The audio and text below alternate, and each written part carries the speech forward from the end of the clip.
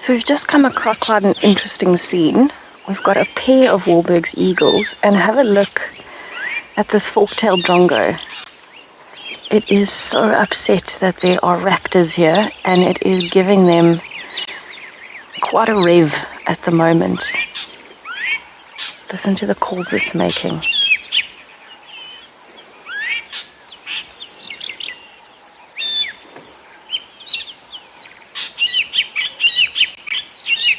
So it's trying to make a lot of noise to try and chase them. But at the same time, what it's doing is it keeps mobbing. So it sits for a few minutes and then it mobs them. And it's actually been smacking. Yeah, look there, it actually just smacked that one again. The pale morph is at the bottom. We can't see it so clearly. But it's been mobbing the pale one in particular. It seems to be ignoring the normal Wahlberg's eagle at the top. But the pale morph, it is really not leaving it in peace.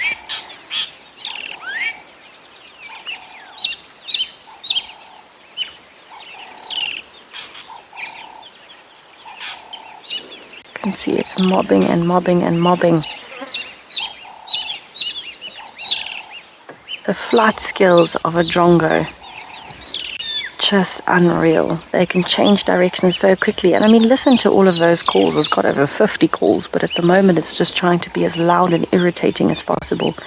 And the point of this mobbing is just to try and get these eagles to move. Look at that size difference.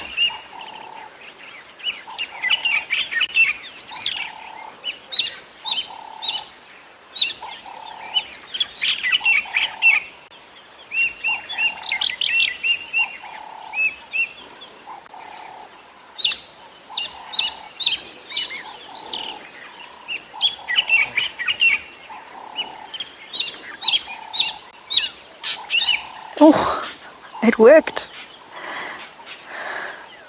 Shame. So the Wahlberg's eagle's actually gone and landed. The pale one's gone and landed. That's the Wahlberg's calling. It's gone and landed in the marula tree. And I wouldn't be surprised if its partner now follows. I think it's just getting so tired of being mobbed, looking for some cover.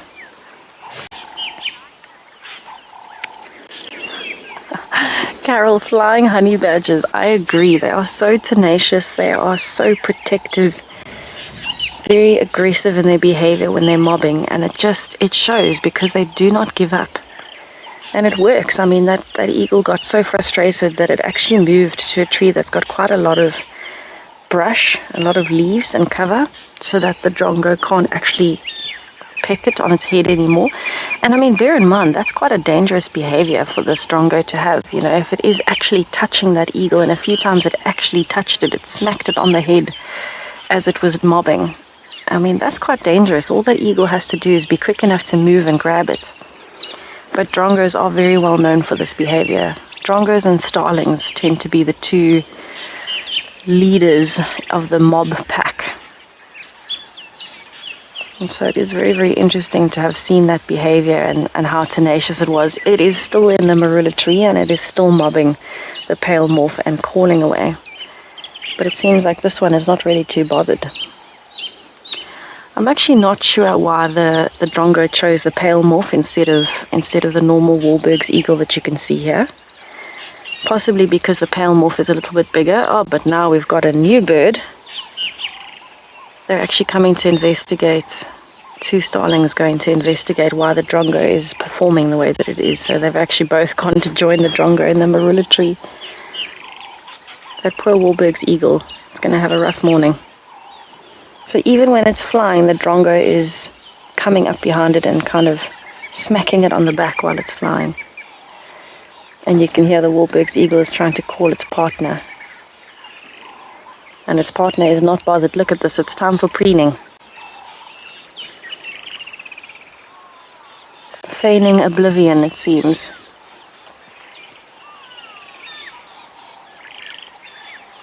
Well, now the drongo is just getting all the other birds involved. You can hear all the different calls. Definitely trying its best to move this eagle out of the area, and it's not going to work because, yes, it'll irritate the Wahlberg's eagle and it might temporarily fly away. Oh, now we've started with this one. Oh, the drongo's given up on the other. But this is a nesting pair, so we know that they have a nest here. And I don't think they'll move very easily.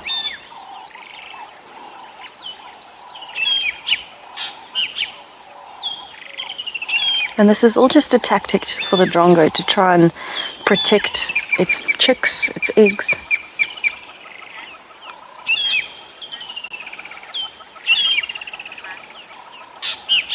Rusty, very cool name. I think our Rusty over here would enjoy having you on board. Yes, actually the drongos have quite sharp beaks, and if they come down with enough force and they do hit the back of the head or something like that, they could actually cause a wound on the eagle. That being said, you know, the feather coverage is pretty good. Vasti, not Rusty. Oh, well, Vasti, thank you for the question.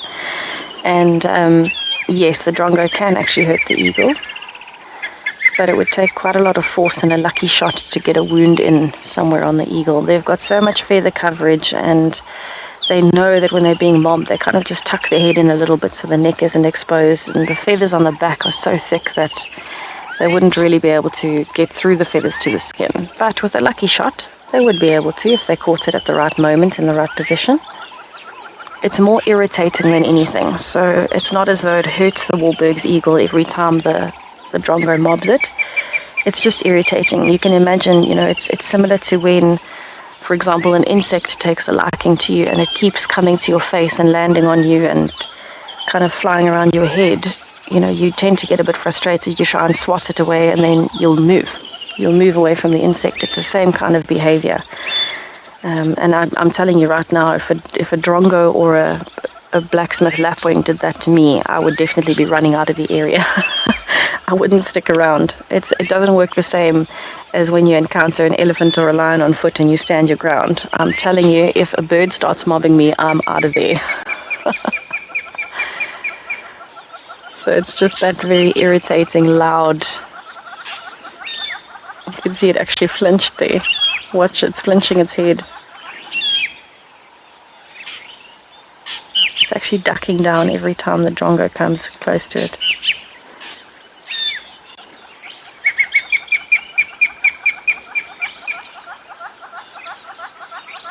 So the drongo can actually mimic the call of the Wahlberg's eagle, which is quite impressive. It's one of the best mimics that we have out here. It can mimic so many different birds, but it can also mimic a few mammals like dwarf mongooses.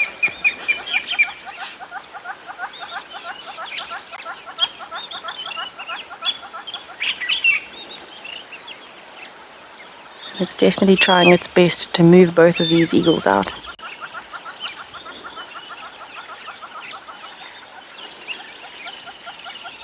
So you can see the eagle is not terribly bothered. It's still gone back to preening. But the drongo is not going to give up until this eagle moves.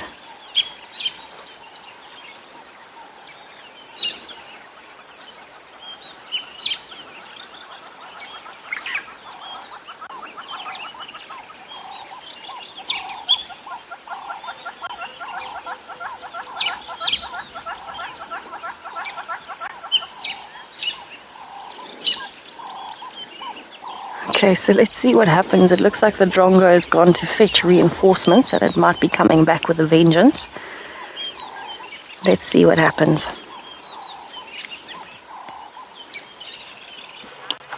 This has been utterly fascinating to watch. Fascinating. So this little one, who's currently now not visible, right out, is trying. It's really trying to get in there with the other two and get some milk, but that's not going to happen. The other two are fully latched on and drinking away. And it just keeps, it's attracted to the smell of milk. It's learning ribbon scent. It's really fascinating what's going on here. I hope it comes back out again. Come on, come and see us.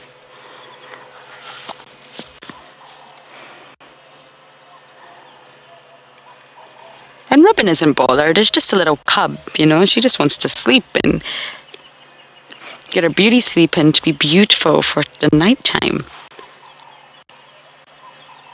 But the other cub is not suckling, but it's interested and it's trying and it's nervous.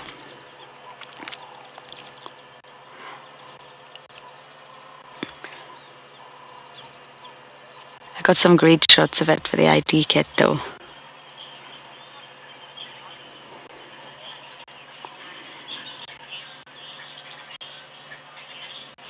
Nadia, I'm so happy too that I got this extra little stint with you all, and I did not expect to come back to more cubs. I'm just finding it so fascinating. All the other cubs that we have found at the den, I think I actually found them all 2 years ago, we knew who the mother was. We found them with the mother. There was never any sort of question about it, actually. And now we have this situation. When I heard last night Rowan has 3 cubs, I'm thinking, what?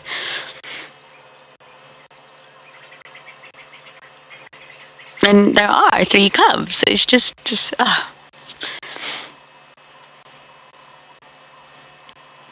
But that other one is just, it's not interacting with Ribbon in any way, shape or form. And what we've been watching is Ribbon's pair running around, chasing each other, biting each other. They're siblings, they know each other, just having the time of their life. And this other one is just staying put. It doesn't know them very well. It's going to get to know them, trust me. But right now it doesn't know them very well, and it's not really willing to come out fully out of the den just yet.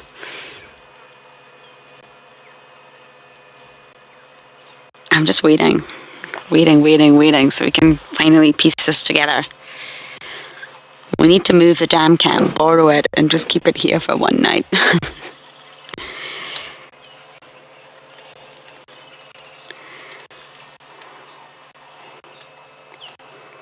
It would actually be very cool to watch them at night time. Really cool. You would learn a lot. I would never sleep though, and that would not be a good thing.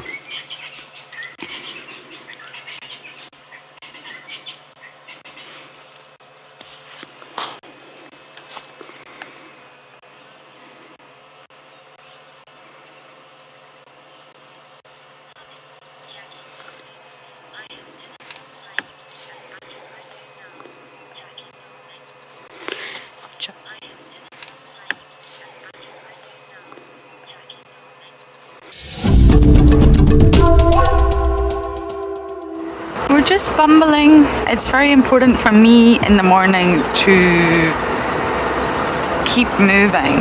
And sometimes what's really nice to do, now this is not an attractive road, it's an access road with a power line. Sometimes it's nice just to, because we've got height, to actually just use your binos or the camera and search the road. I've actually found a leopard this way. It's really easy to spot elephants this way. Because many animals love to also use the road. So if you just gain a bit of height, you can see the entire length of the road. Well, not entire length, but you can see far. And if something's walking on the road, you're going to pick it up. Nothing so far, I'm afraid. But you see what I mean? You can really see that the birds are really calling now, and it's so beautiful. So let's just take a moment to appreciate this landscape and the beauty of the scene in front of us.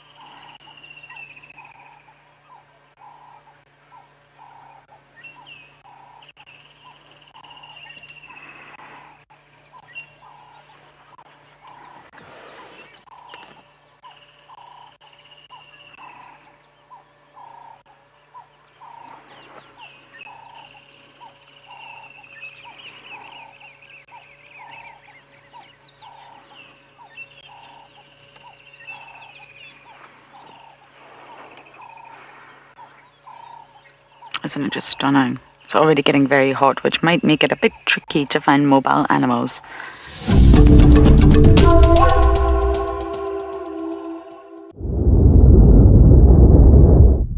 A promise I just had an animal that was in the road, actually quite a few of them. So what we're just doing is quickly repositioning, and then we'll show you.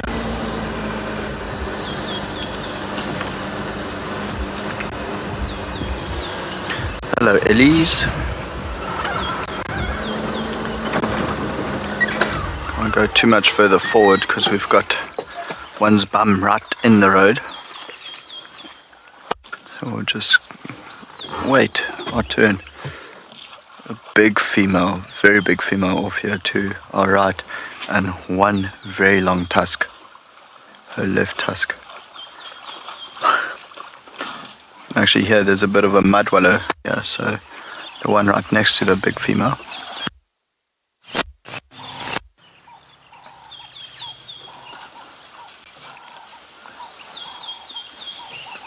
Now she wants the mud. So she opens it up with her feet first.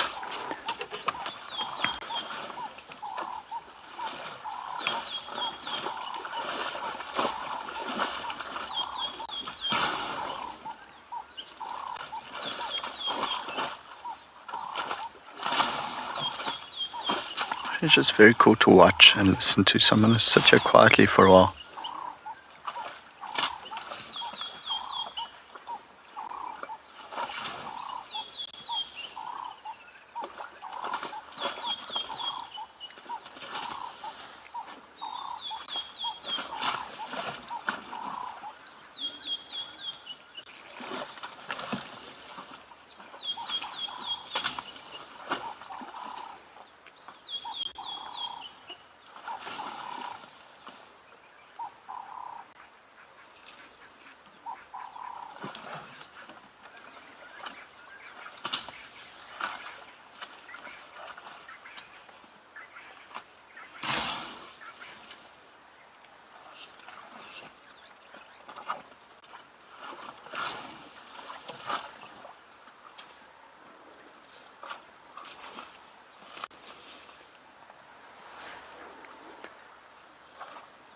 If we were parked behind her, we would be full of mud.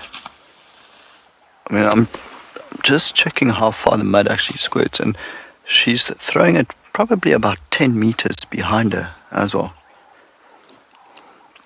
Oh, Harriet, and you want me to do this to myself? Oopsie, she slipped there a little bit. It looked like it kind of annoyed her, slipping there.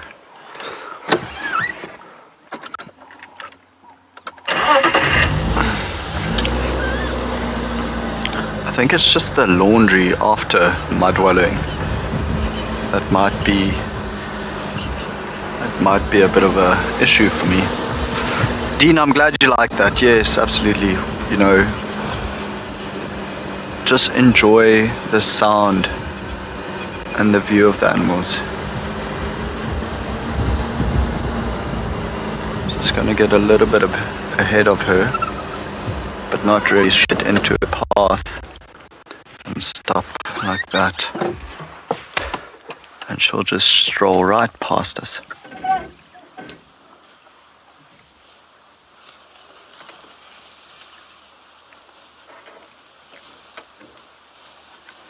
No, past the other way.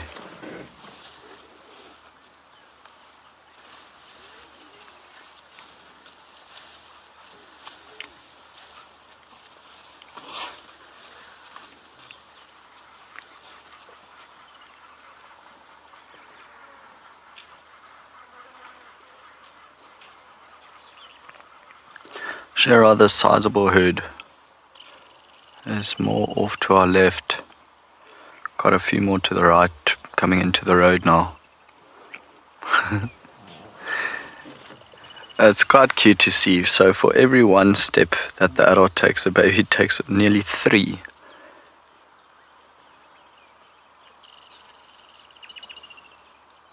But so quiet when they walk.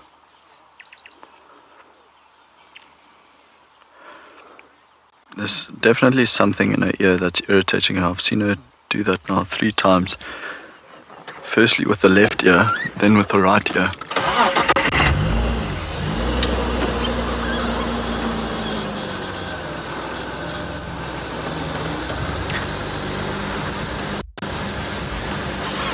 So her coming up that close, there's absolutely nothing aggressive about her posture.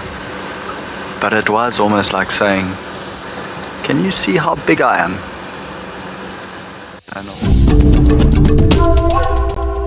What we've been watching is Ribbon's pair running around, chasing each other, biting each other. They're siblings, they know each other, just having the time of their life. And this other one is just staying put. It doesn't know them very well. It's going to get to know them, trust me. But right now it doesn't know them very well, and it's not really willing to come out fully out of the den just yet.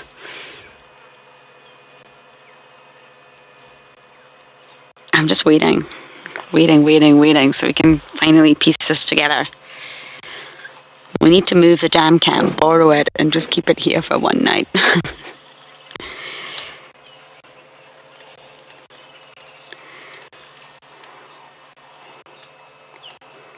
It would actually be very cool to watch them at night time. Really cool. You would learn a lot. I would never sleep though, and that would not be a good thing.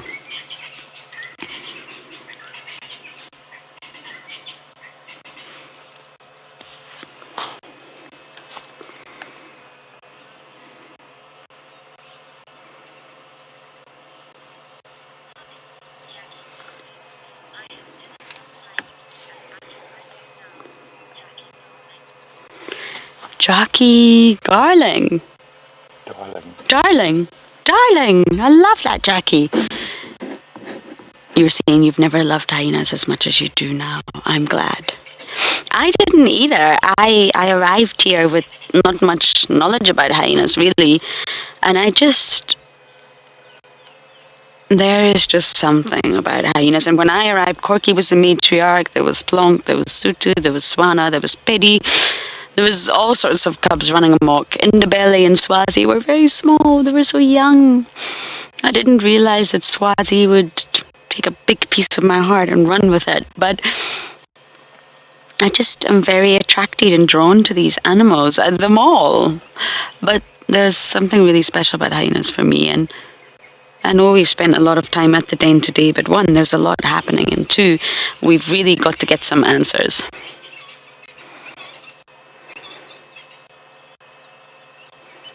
I mean, it's now 6:20, and we've got about half an hour possibly before the sun starts to go down. I mean, it's already started to go down, you know what I mean.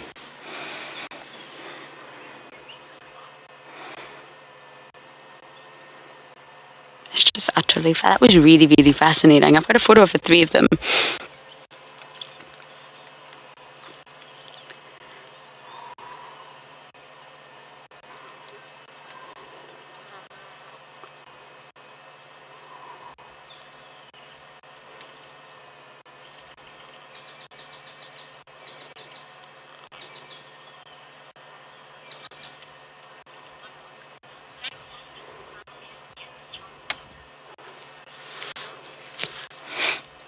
False monarch, you were saying, I hope we can get to know the little one. Gets a chance to nurse.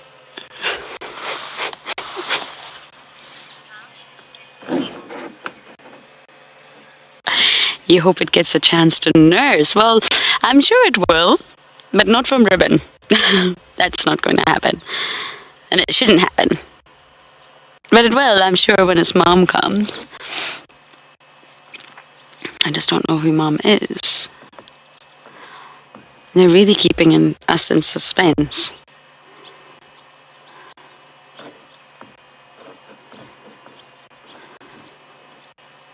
But I mean, hyenas are nocturnal, we all know this, so they really do get active once it starts to cool down, and it has been a particularly hot day, so I'm very hoping it cools down soon.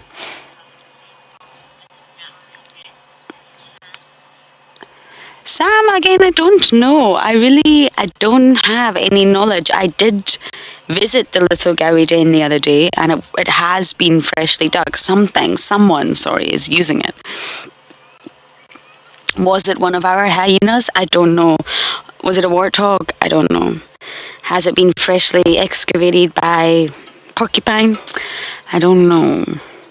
But very possibly, And I have checked the Philemon's Dip Dens regularly, actually, because I love that road. There's no activity there, so someone's been denning somewhere, and it's somewhere that we've obviously not been driving a lot.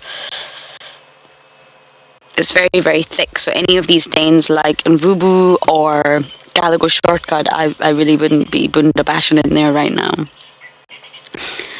So possible. There's been another active den. It was actually the anti-poaching unit that found this one.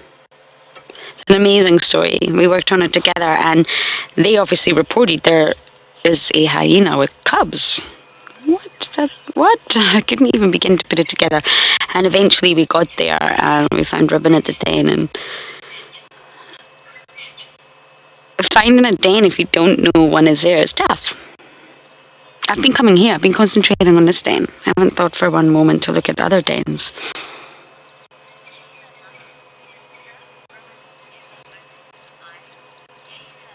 Cheetah lover.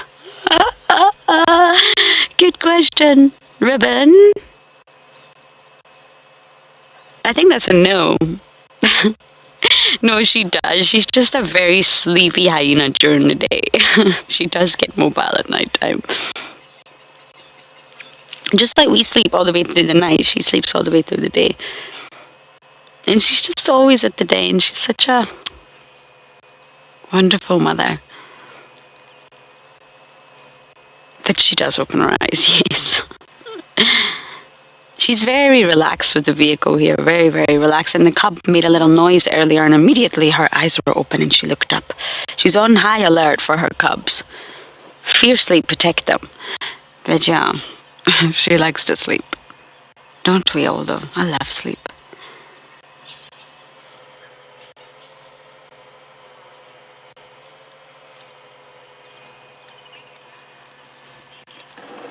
Okay, I'm very much hoping that in the next half an hour or so we do catch another adult visiting the den.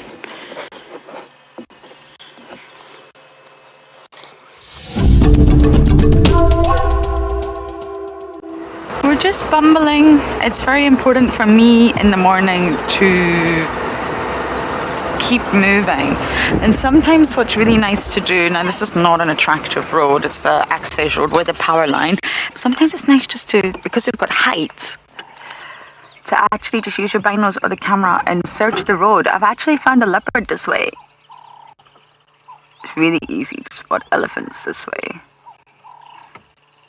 because many animals love to also use the road. So if you just gain a bit of height, you can see the entire length of the road. Well, not entire length, but you can see far.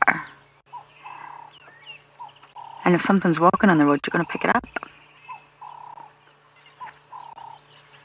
Nothing so far, I'm afraid. But you see what I mean? You can really see that the birds are really calling now, and it's so beautiful. So let's just take a moment to appreciate this landscape and the beauty of the scene in front of us.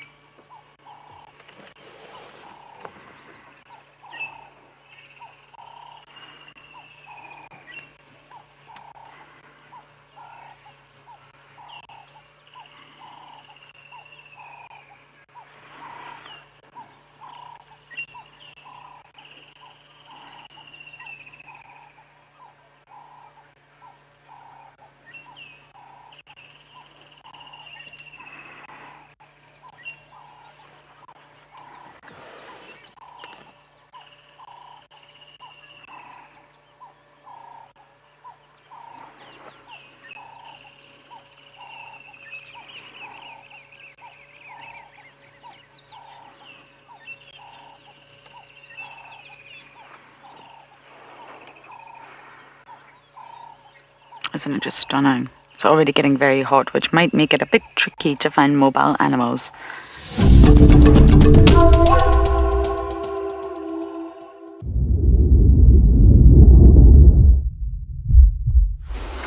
For our rumble in the jungle, the battle royale ended rather abruptly, with the two original hosts disappearing with the interloper now inside their home. So we decided to move on from the domestic dispute. A very interesting arthropod. There's going to be plenty of them this morning. I hope you're ready for creepy crawlies.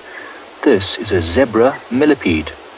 And I think you'll understand quite easily why it's called that. Hi everyone, my name is Mike Anderson, behind the camera is Craig, and we are here once again at Ecotraining's Pridelands Conservancy, where after a very heavy rainstorm last night and lots of thunder, it was an awesome display of nature's firepower. It was consistently powerful for about an hour, which was incredible. And that kind of rainstorm and this nice warm, humid weather is what is bringing all these insects out. Now they realize that summer has started, the wet, the rain, lots of soft food, soft dead vegetation. So this millipede that we see here, very, very defensive, but I think it will uncurl itself soon. Here we go. It's just starting to very slowly uncurl.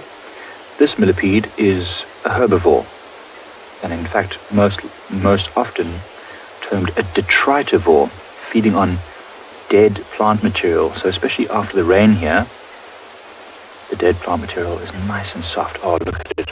Here it uncurls. Beautiful colors. So it curls up like that to defend its very sensitive legs. So it's got hundreds of legs. I think it's probably got hundreds of legs. Oh, look at that. Straight as it uncurls, straight onto a nice, soft impala dung pellet. Had a little nibble. No, that one was not tasty. Just going to keep moving. Look at those beautiful colors. So it curls up to protect its legs from damage from predators, which is assumed we were. And now as it moves, it has other types of defense as well. It can actually secrete toxic substance. Oh, look, it's defecating. That's interesting. Look at the back of its body. Just opens this very mechanical-looking flap and then drops a tiny little pellet. That's interesting. I've never seen that before. So they can secrete a toxic substance from between the segments on their body, which is one defense. It can also turn upside down and move very much like a snake. And I think I've heard that called swearing. I mean, by doing that, by turning upside down and moving like a snake, a small predator might be surprised and think, oh, it's not what I thought it was. Or it's even possible that it could shake off any small insect predators like assassin bugs by doing that. Perhaps give itself just a few moments to escape towards a thick bundle of grass like this one is doing now. Oh, touched something that did not like.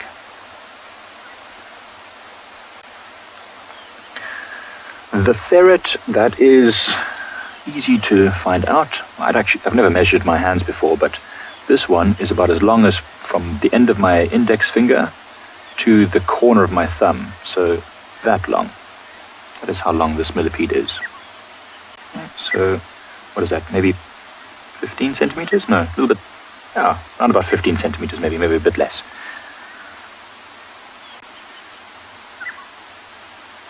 Very, very nervous millipede, though. It's probably the first day that it's gone out since the last season. I don't think they live particularly long, but this one is quite large. I think it's probably more than one season old.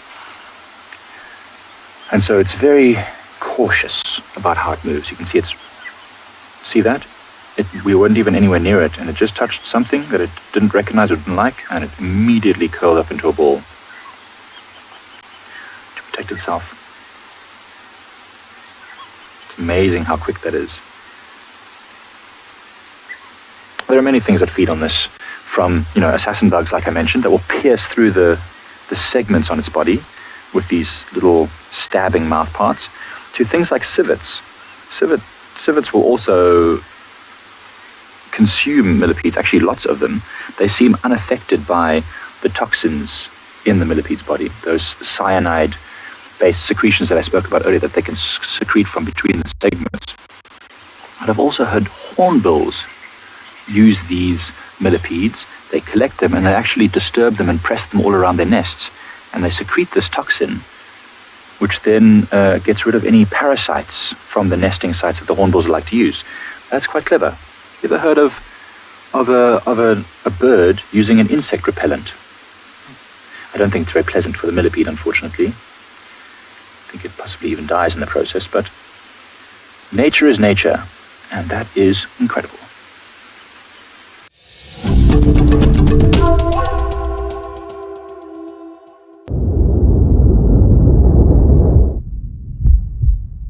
I don't know if this is also Ngwazi, Hart, and Gingarika again, the same four from yesterday, which is fascinating. Look at the tails.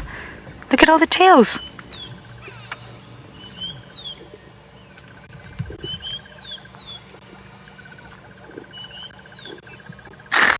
What are they doing?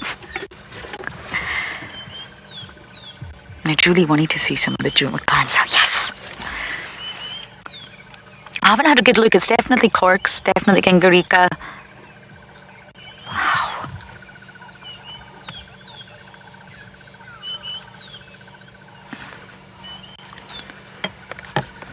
Getting my binos out.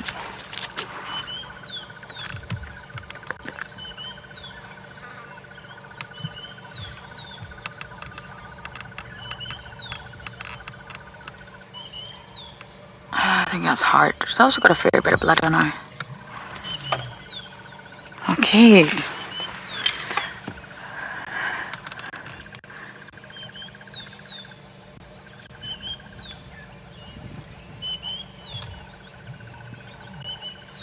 Corks has got that tail up. Let's just... No, we're going to stay here.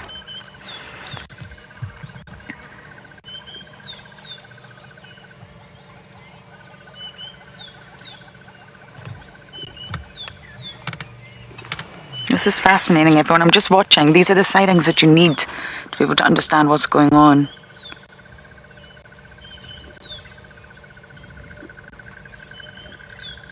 Corky's elbow is quite bad, her left elbow.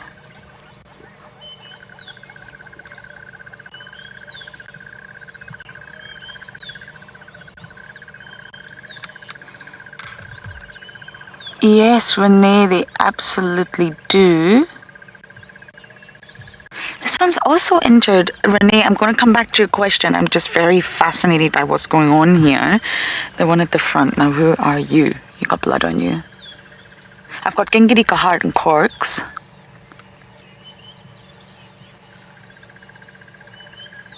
And I will answer your question, Renee. This is just... observations like this are really what we've been waiting for.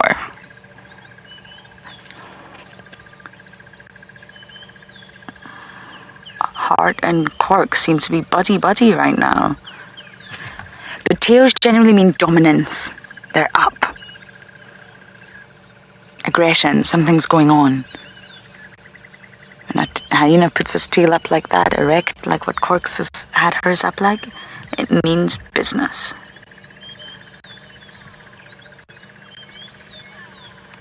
So I'm sure you can all see that Corks is absolutely fine. She's fine. She definitely is injured. Hart's also got blood on her head. What have you guys been doing? Look at Hart and Corky like this. Are you guys BFFs now?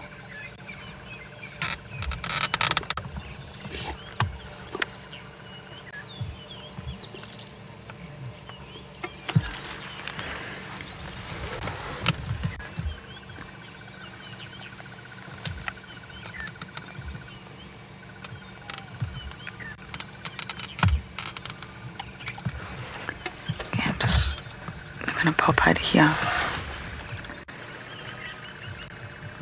No, they're not.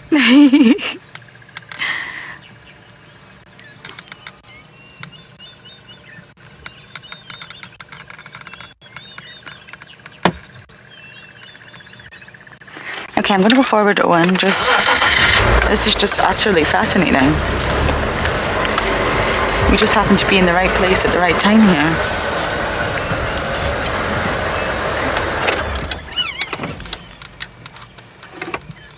And we're just at Twin Dams, the twin of Twin Dams.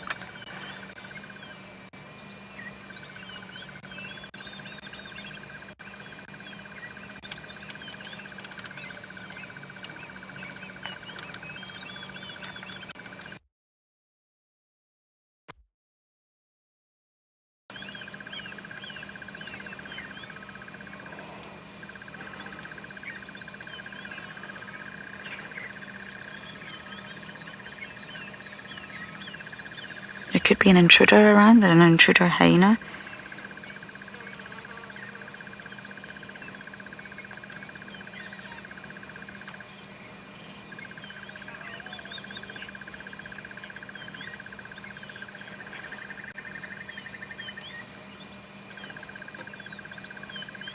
Look at this.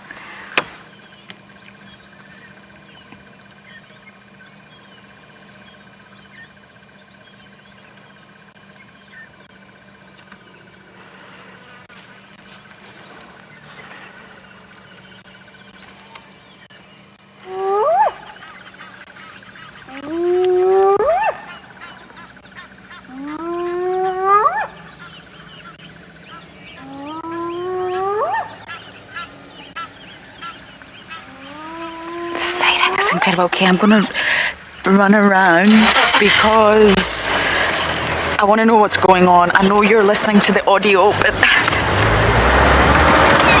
they're talking to you, Julie. This is incredible. This is the sighting we've been waiting for. What is going on with the Juma clan?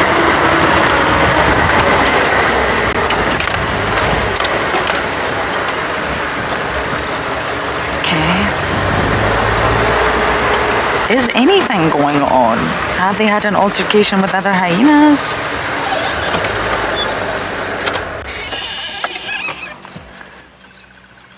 Now we're at Twin Dams. We're very, very close to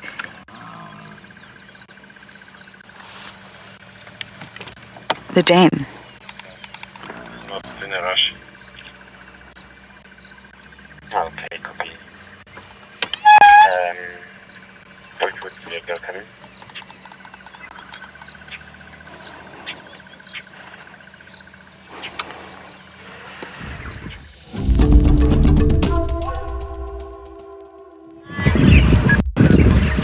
Sitting by the dam, watching all the impala acting nervous, the birds calling, the birds trying to shake off the rain.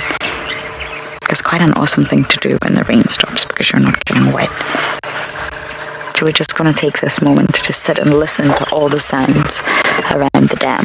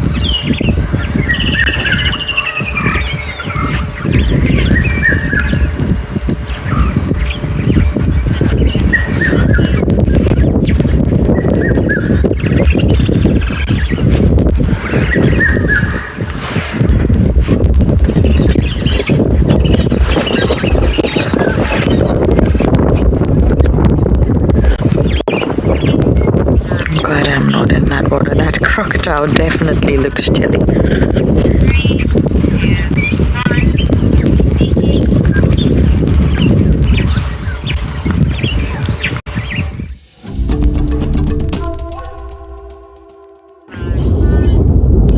Welcome back to Eco Training Pridelands. At the moment we're watching a mixed group of animals busy grazing as well as browsing, and they include both impala, kudu as well as zebra. And it's not often that we get the opportunity to actually view kudu from the vehicle, as they tend to be quite skittish and move away from the vehicles very quickly. At the moment, it does appear as if this kudu is actually feeding grass, but it's actually not. It's actually going for a small amount of shrubs, as if they're actually browsers, which means that they feed on leaf material, unlike the zebra and the impala, which feeds mostly at grass. In the case of impala, they can also fix over to leaf material in the later parts over here when there's no sufficient grasses around, or when the grasses aren't as palatable as what they are at the moment. Occasionally I have actually seen zebra also taking leaf material, but it's maybe once or twice in a 22-year career as a guide that I've actually seen this behavior. It was only in times of drought when there was absolutely nothing else to eat that I have seen them doing so. Come back to the kudu, the one that we have in front of us. This is a female, and as you notice, you'll see that they actually have no horns compared to the males.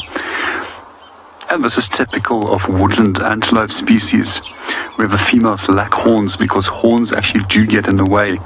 Also in the case of kudu, baboons that are unhappy about something. I'm not sure what that's up to. You can just see how all of the animals then changed in their behavior when they suddenly noticed the baboons alarming in the distance. That's most likely more a dispute between two big males that were running down the road rather than that of a predator that might be disturbing them. Coming back to the kudu, we'll also notice typically of woodland antelope species is that they've got incredibly big ears. And when you do operate in thick wooded areas, you must be able to actually detect your potential threat by means of hearing, as sight is quite limited in these environments.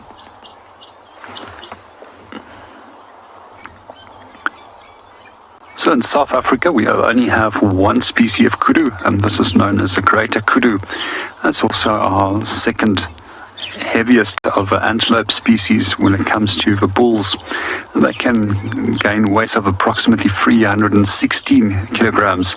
Also the antelope species with the longest horns, even if it does appear that species such as Gemsbok have longer horns, although they're straight. It doesn't take in consideration the length of the kull of the horns have in kudu. Now, if I remember, the record of kudus is just over almost close to 1.8 meters now in length for a kudu horn. In general, we also find some areas where kudu becomes persecuted, that they become very secretive, and they only become active at night.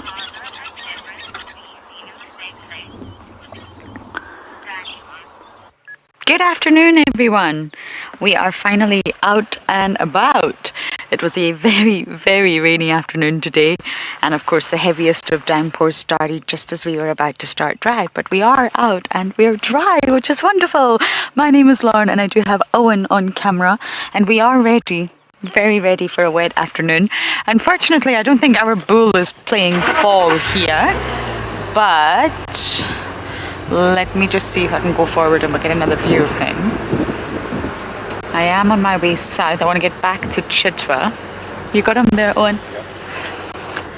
See what's happening down the Chitwa side. I tried this morning, but anyway, that is my plan for this afternoon as we watch this bull.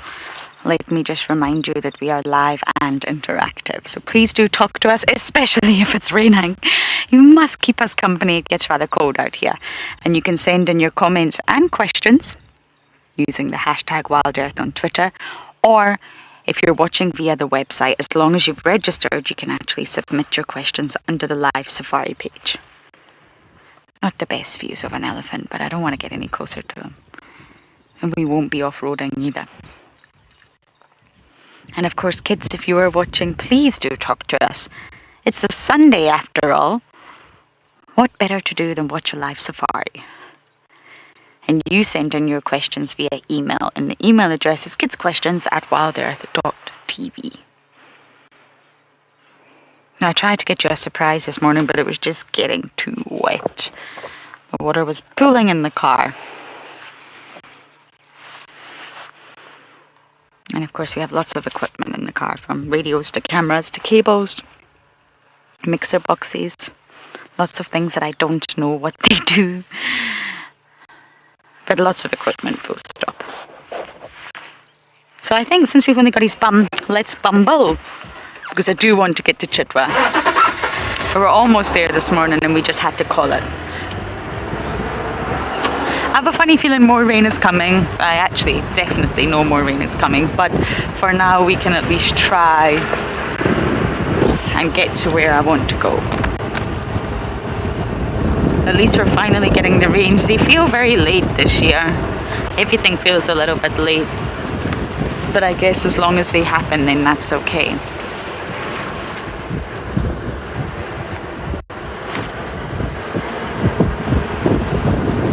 And this will make a difference to the vegetation. We'll get even thicker. Insects, flowers. Margaret, you're saying, yay, you're so glad we could come out. Absolutely. We were waiting. But when I say heavy rain, I mean really, really heavy rain. So naturally, we were just waiting for that to subside. There's absolutely no point in going out in the heaviest of rains. It eventually passes. So we are out and about. And it's been a very dramatic day. Some of you will see Mr. Tortoise Pan, who I have not yet met, and I don't think I'm going to. I've got 2 days left. Really wanted to meet him. He now has a big slash in his nose. His nose is split. It'll be very easy to identify now. I don't know who he's been fighting with, but the photos on social media, he's got a huge, huge gash in his nose. And Miss Sabue and Nzutini have been fighting on Hoffman's. So we won't be able to go there, but the sighting was quite incredible. Nzutini falls right out of the tree, and the guide in that sighting is actually one of my friends. He said he really thought she was dead. She was lying on the ground and he literally thought that a leopard was dead. But she got up, so she's absolutely fine. Do not worry. She's got a gash, but she's fine. But I believe both female leopardesses are still on Hoffman's battling it out over a carcass. So let's see what else happens this afternoon. But for now, over to Tessa.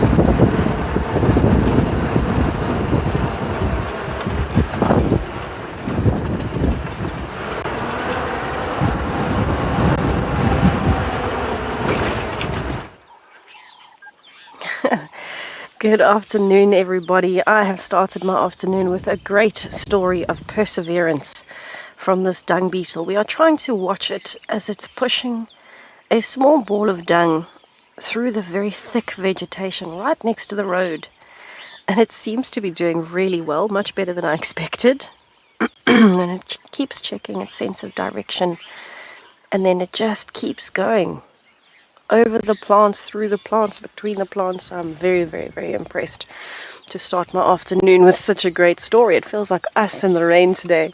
My name is Tessa. I'm going to be your guide on safari. Behind the camera is Gert, and we are just enjoying some of the smaller things as we start our afternoon. Hopefully the rain stays off for a little while. I wish Gert the best of luck trying to find this little guy again. Oh wow, well done, Gert. And so far all we've seen is some very wet, drowned looking birds trying to air themselves on the branches. And then of course we met this little man. Oh, and it's actually quite a fun way to start our afternoon.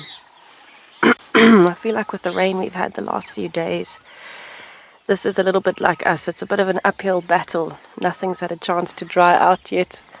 And every time we come out, we've got to persevere through the rain, keep pushing, and then we get to where we've got to go to. I love how those flies are actually following him. They're following the dung ball.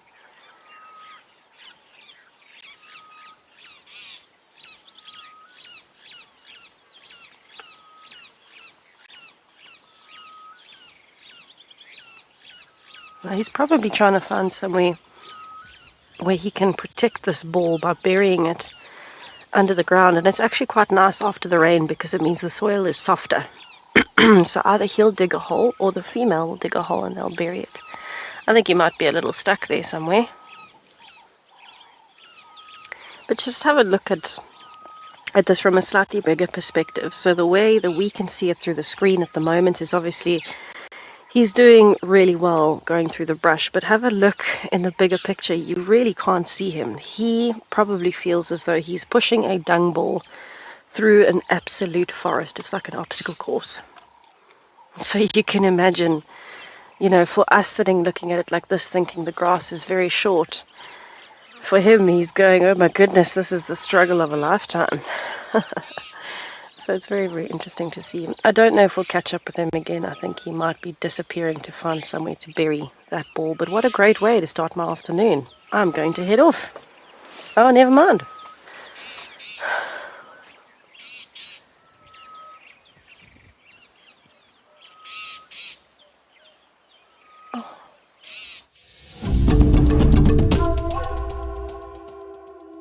I'm telling you, Gert and I have all of the luck with baby birds. There are so many little guinea fowl babies there. 1, 2, 3, 4, 5. I think there's at least 10.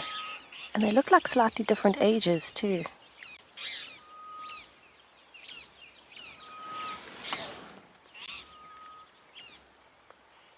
Oh, cute.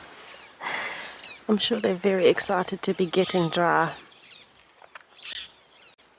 Let's just watch what they do for a little bit.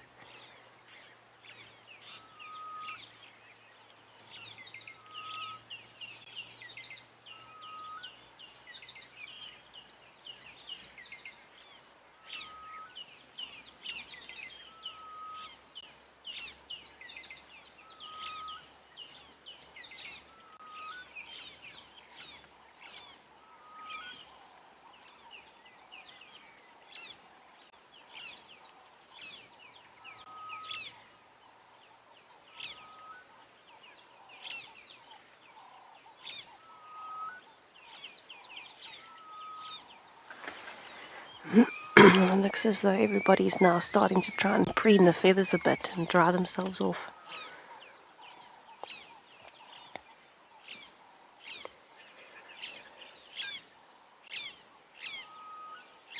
I'm loving this. There are so many bird calls. You've got a starling swimming in the background. And tiny little babies.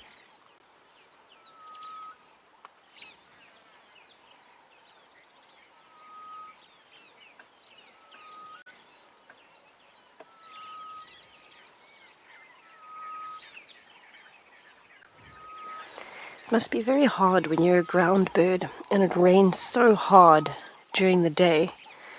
You live on the ground. Chicks this size cannot get into a tree, and so they must be absolutely drenched. Just trying to get themselves nice and dry again, shaking out the feathers, staying on the road where they don't have to go back into the wet grass. And of course all the chicks staying together, making sure nobody strays too far away on a cold day when there are many leopards that might be active.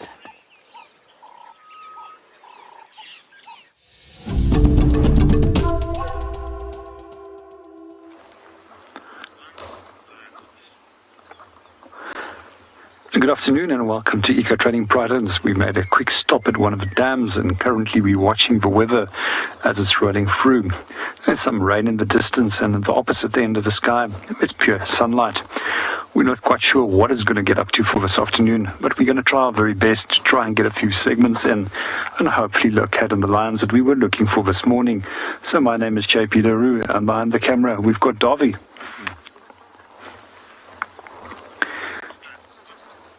We're just going to put the camera back over there onto the skies in the distance and allow you to listen to the sounds of nature while you're also looking at the storm as it's moving through.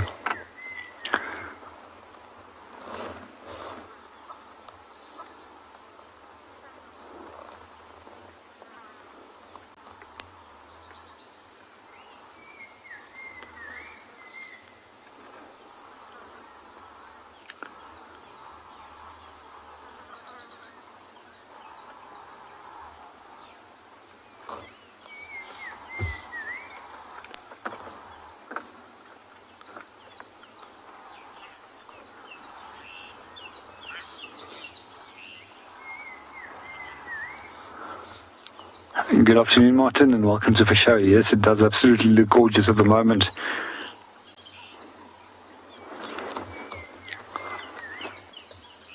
It's got a go-away bird forward.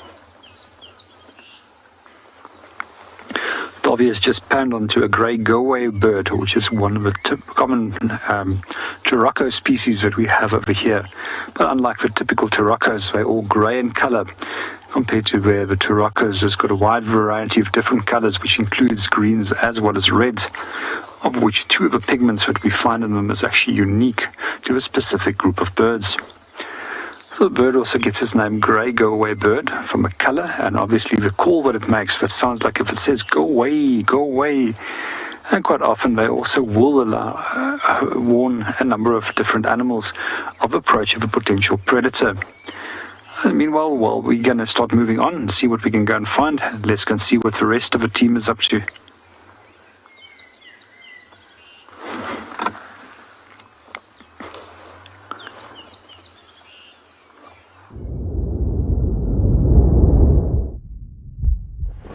We're not quite at Chitwa yet, but we're getting there. We're naturally just checking everything else along the way as we go, just to see if anybody's moving. I imagine after that downpour, animals will be moving.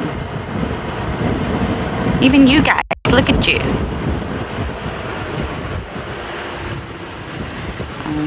There's a vehicle coming, so I'm just going to make sure I've got to give them enough room to get past. You guys look happy. Did you enjoy the rain? The impalas are in such good condition right now. They just look incredible. Not a spot of mange. Thick. Chunky. The hair is glossy and shiny and delightful. They just look really good. You can sometimes, especially on the back of a drought or in times of sort of harsher times, in times of winter, you will find that they can look a little bit sort of in not such great condition. But you guys are looking fabulous, handsome.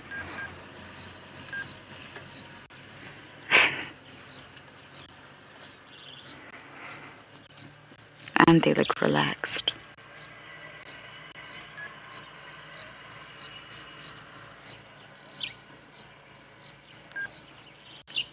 And they're all French. Just to think, in a few months we'll be back round again to the rutting season. It's incredible. The days are long, but the years are short, that's for sure. January's almost over, everyone. Can you believe it? Just felt like yesterday we were having our New Year celebrations.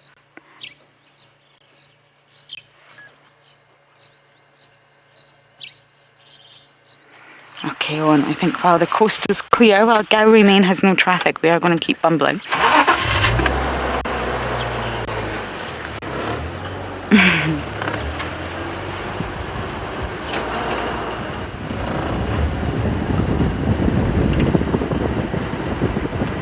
They're all wet.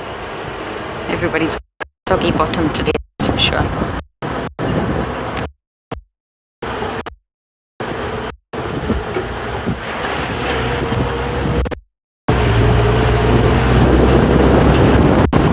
Joy!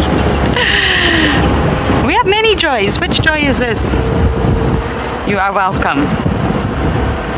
We try to go out in all conditions, but naturally, well, when it's heavy rain. Joy from USA. Joyce from USA. Naturally, when it's really heavy rain right now, or when it's just pooling in the car, cars are a little bit fragile these days. We don't have anything to replace with, so we just have to be cautious when the rain gets super, super heavy. But yes, of course, it's actually quite pleasant right now. There's still a little bit of drizzle in the air, but it's actually really pleasant. There's about 0.02% of the sky that is blue. You can see a tiny little blue patch over there, and that is it. I'm definitely in store for more rain at some point.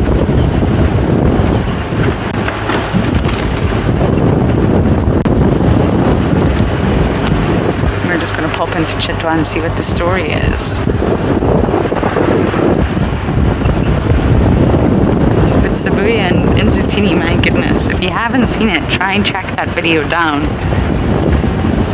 Nzutini, I'm sure it's Nzutini that falls. She takes quite the tumble. Or at least one of them do. It's not a short fall.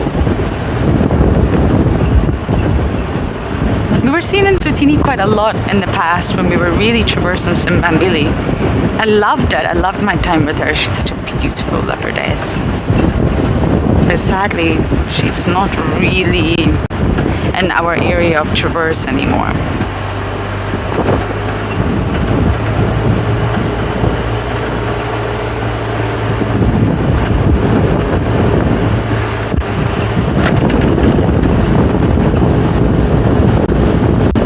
Okay, we are going to cross into Chitwa now.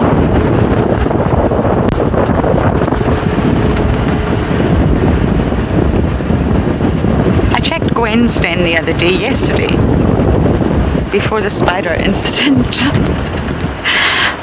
The spider incident. And I got so wrapped up in the spider incident that I forgot to tell you that I checked Gwen's den. And I just think Corky's a bit of a mystery and so is Ntima. So I just think as you're going around the property to just check. If you're driving past today and just pop your nose in. But nothing. And then of course we had the spider incident.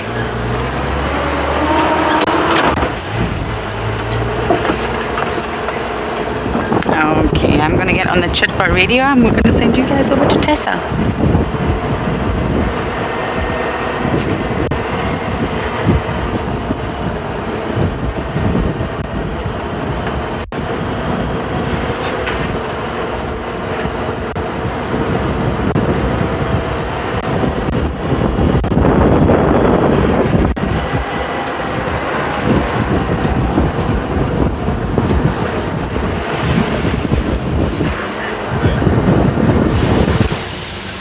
See if we can see any of the animals that might be down at the side.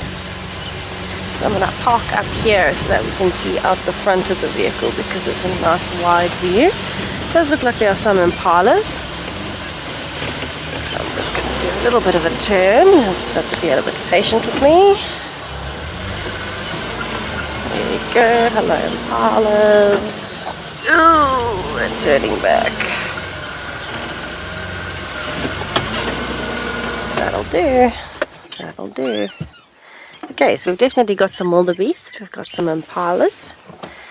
And I just want to scan the banks while we're here as well because this has been a very productive dam in the last few days.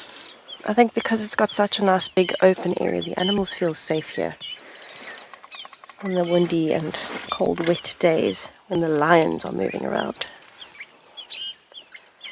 Hello, impalas. So these are actually some of the lambs that are together. Looking a bit nervous.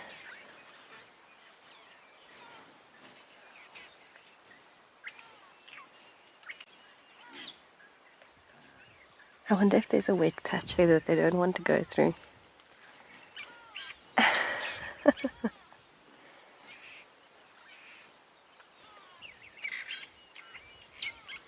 They're definitely seeing something they're not happy with there.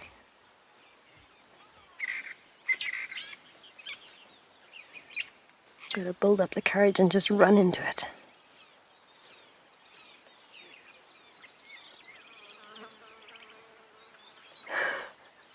They're walking so carefully.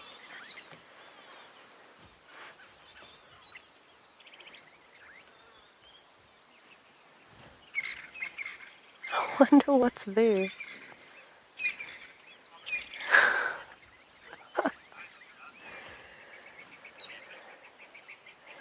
Oh, leopard girl, I'm so glad that you enjoy impalas. So do I.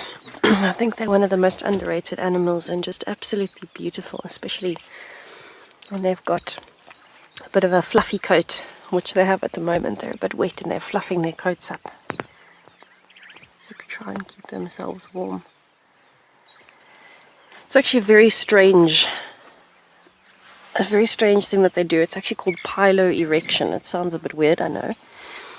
But they can control when they get goosebumps, essentially. So they can pull their muscles, little muscles in their skin and their muscle layer, that pulls the hairs up so that they look like they've got goosebumps. And this is done to kind of trap a layer of air in between all of the hairs against the skin. And then it can warm up from their body heat and keep them protected and warm as much as possible. So that's what a lot of them are doing at the moment because they're getting wet.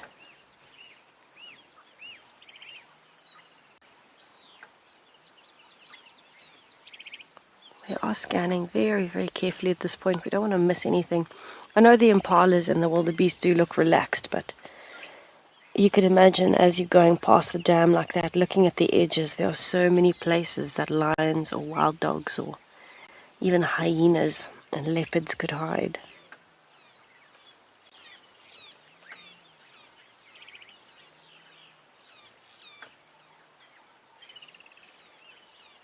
And I can't tell you how many times we've been sitting here, and from a slightly different view you can see a whole pride of lions, but from here you don't see them at all. Just because there's a slight dip.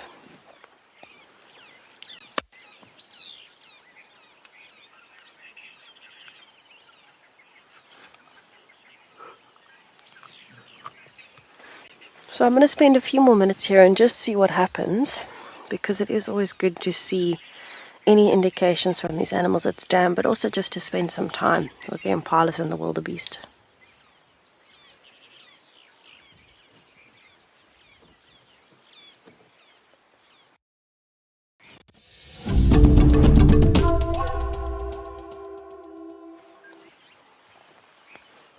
I think it's a great opportunity for us to be listening. This is where we thought we heard the lions calling from this morning, so maybe with it cooling off, with the rain having stopped, you might find that animals might start moving. So let's just enjoy the view for a little bit. Watch what these wildebeest do, because they are looking a bit nervous, and go from there.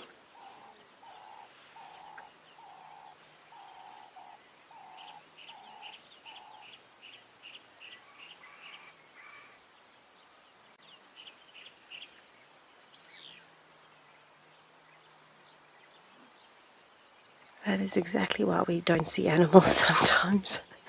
It lay down and now it just looks like a termite mound or a stick.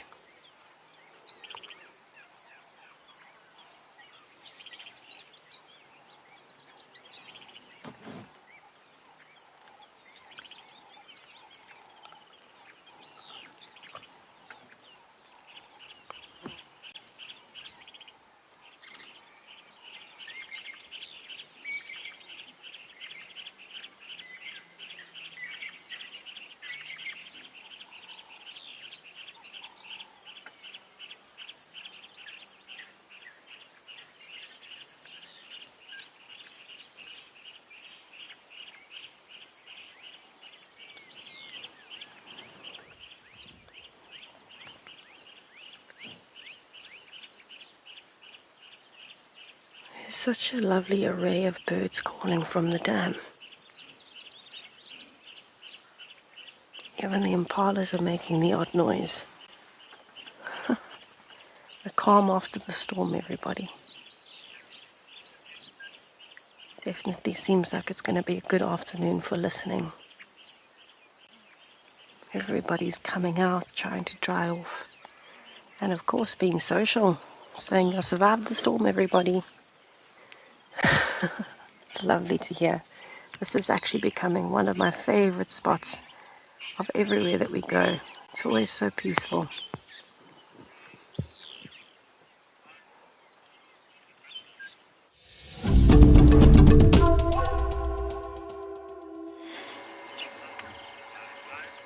We've made it to Chitra, everyone, and it's looking glorious. Sadly, Miss Tandy has gone, and so has her kill. She was here this morning, and we were literally on our way to see her. I was going to surprise you all because I haven't seen Tandy yet. Not this stint. She was here about 2 hours ago as well, so within this period, I don't know if it's due to the heavy rains, the kill's gone, she's gone. Mareebs was on his way north from Vessels, so has Mareebs come, jumped up the tree, and the kill dropped, or did Tandy drop it, or has someone else stolen it? I really don't know. I'm very sad, everyone. I really wanted to see Tandy. She probably still is on Chitwa though, and it's now just dry, so she could also be drying off. So we're not going to give up. We're going to spend a little bit of time at the dam and then keep on exploring. The dam is just so lush right now. It's just full of great vegetation, in the water, water vegetation, which is bringing all these incredible aquatic birds to sit on the lily pads and sit on the grass. Got a massive influx of chicanas. Even the lapwings. They'll wade through the vegetation here. Just brings about a whole new dimension to Chitwa Dam, and it's wonderful. Owen.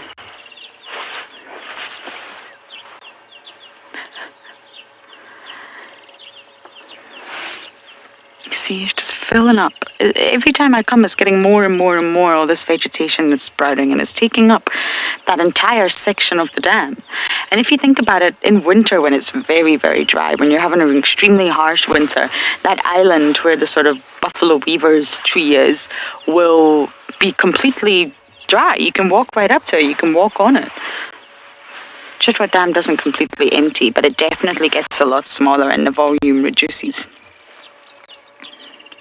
But the water and the vegetation is just stunning. There's a damselfly on the car, Owen. You missed it. That was so cool. I have dragonflies landing on the car, but never a damselfly.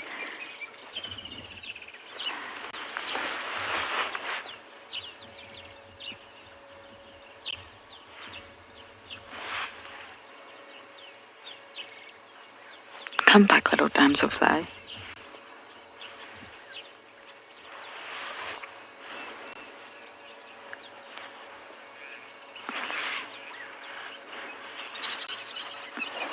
Did you get that, Owen? Sandy?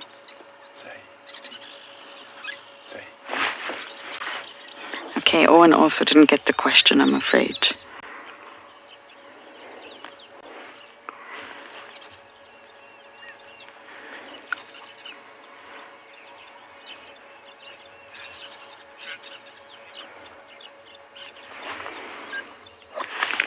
I think the question is, will a fuller dam attract more hippos?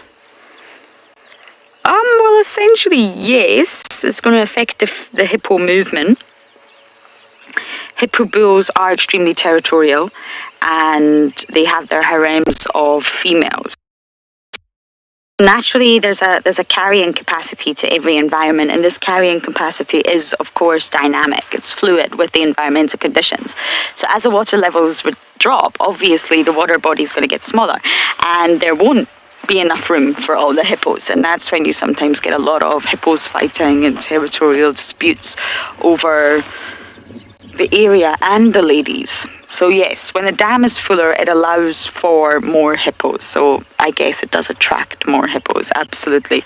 But when the dam empties, the hippos do have to go in search of another dam. I remember in winter, you'll see hippos. Tortured boundary, just north of the Rupapi, east of Sveshkova or Rupapi.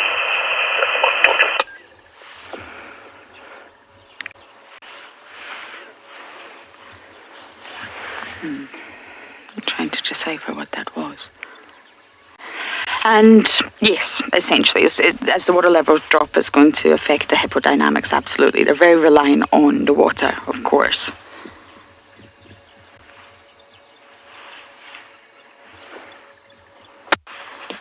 It's beautiful.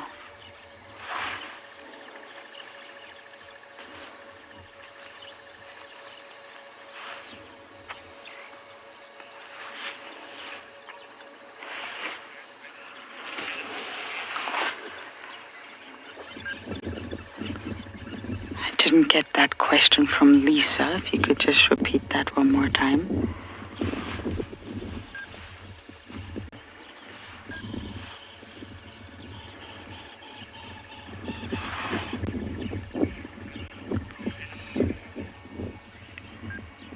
Can I predict bad weather from animal behavior? No, I wouldn't entirely say so. Animals' behavior does change when a storm is rolling in, but normally by this point we in fact know that there is a storm rolling in.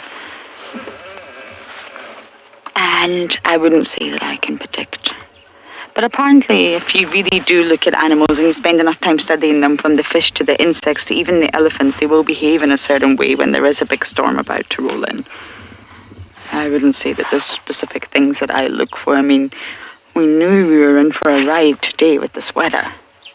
But I do think a leopard has been picked up. I didn't quite catch that update, but I am going to just bumble because, well, I really wanted to show Tandy to you all. And it didn't quite go as planned.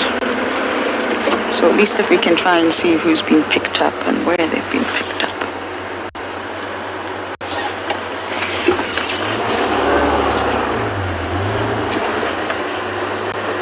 But we can always come back to Chitwa Dam.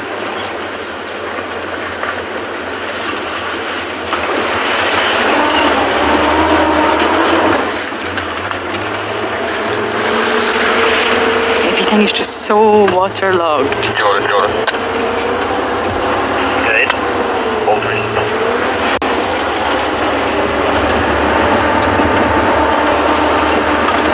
I hope the sun bursts out before I go. I would really love one sunny day. I love driving around on the sunny days.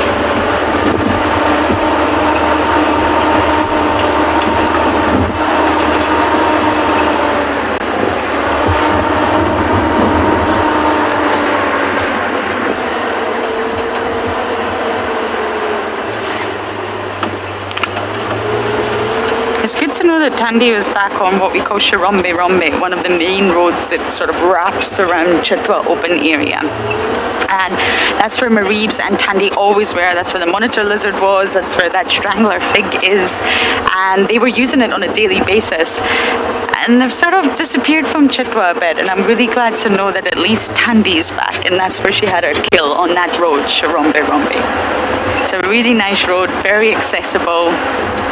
Good views right in front of Chitwa Lodge. I have to say, I'm just happy that she's back in town.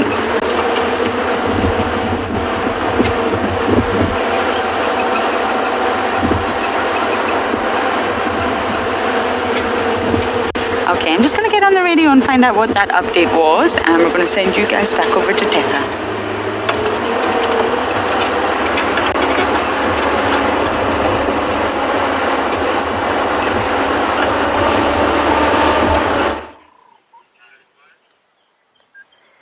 So we have got something just a little bit different here at the moment. I drive past this termite mound a lot on Buffelshoek Cutline, and what I would notice straight away is have a look at the structure of this chimney that they're working on compared to the smoothness of the rest of the termite mound. This is a new branch of the termite colony. You can see the rest of it is looking very nicely evened out. And so you can see the whole surface is very smooth. It's been there for a while. And this is a new branch that the termites have started building because it's been raining so much. The soil is soft, and so they can start extending onto the termite mound a little bit easier. And this will function as a chimney for now. So you can see it's got a very deep hole into the middle, and there are actually termites that are currently building it. You can also see a soldier there on the right, got very, very big pincers. And that would be in charge of protecting the colony as opposed to just building. But if you watch them carefully, they're going into the termite mound. They're coming back out and depositing bits to extend these cavities. How cool is this, everybody?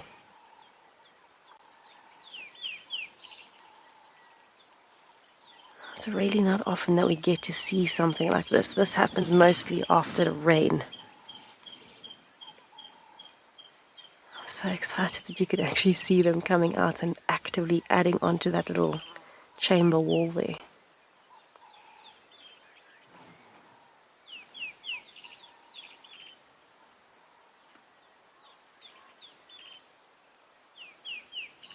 So you'll probably find that majority of these, you can see which ones are the soldiers. They've got the slightly bigger head with the very, very big black pincers. They're in charge of defense, which means you can see they're not really moving as much as the others. But the slightly smaller ones, like that one on the right there that's going back down and up and down and up, that's one of the workers, and they make up the majority of a termite's population. Well, the majority of the colony is those workers with the smaller pincers.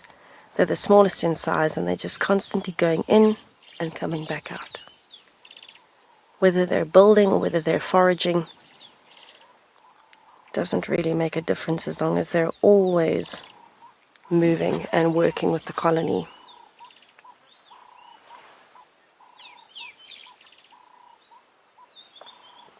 I actually noticed this chimney a while ago, but it was looking quite a bit smaller, so they've built a lot.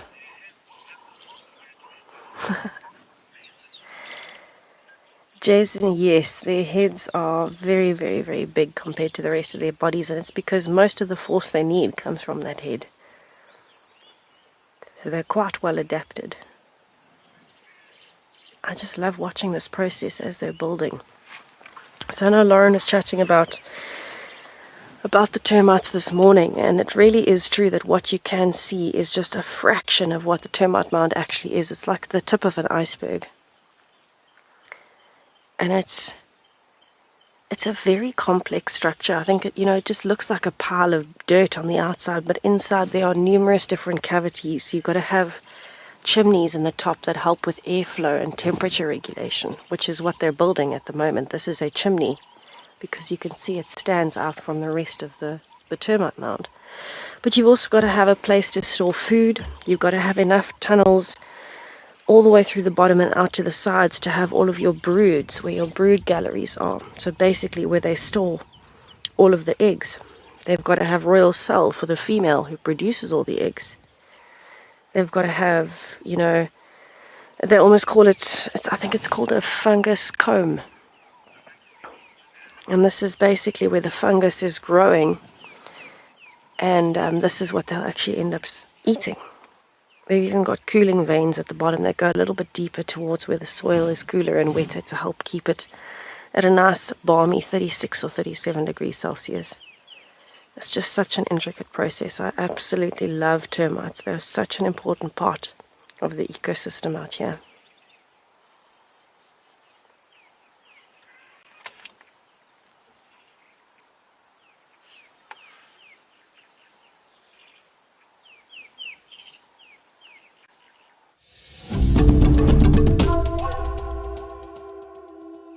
So what I want to do is actually, while we're sitting here, I just want to watch as they're building. It's quite a mesmerizing process. And as we're sitting here, more and more of them are coming out, so it is becoming more and more active, and I'd love to just be able to watch them building for a little bit. To me, I'd love to be able to do a time lapse of this, to see how it changes in the hours after rain. But let's just have a watch and just appreciate the process as it's happening.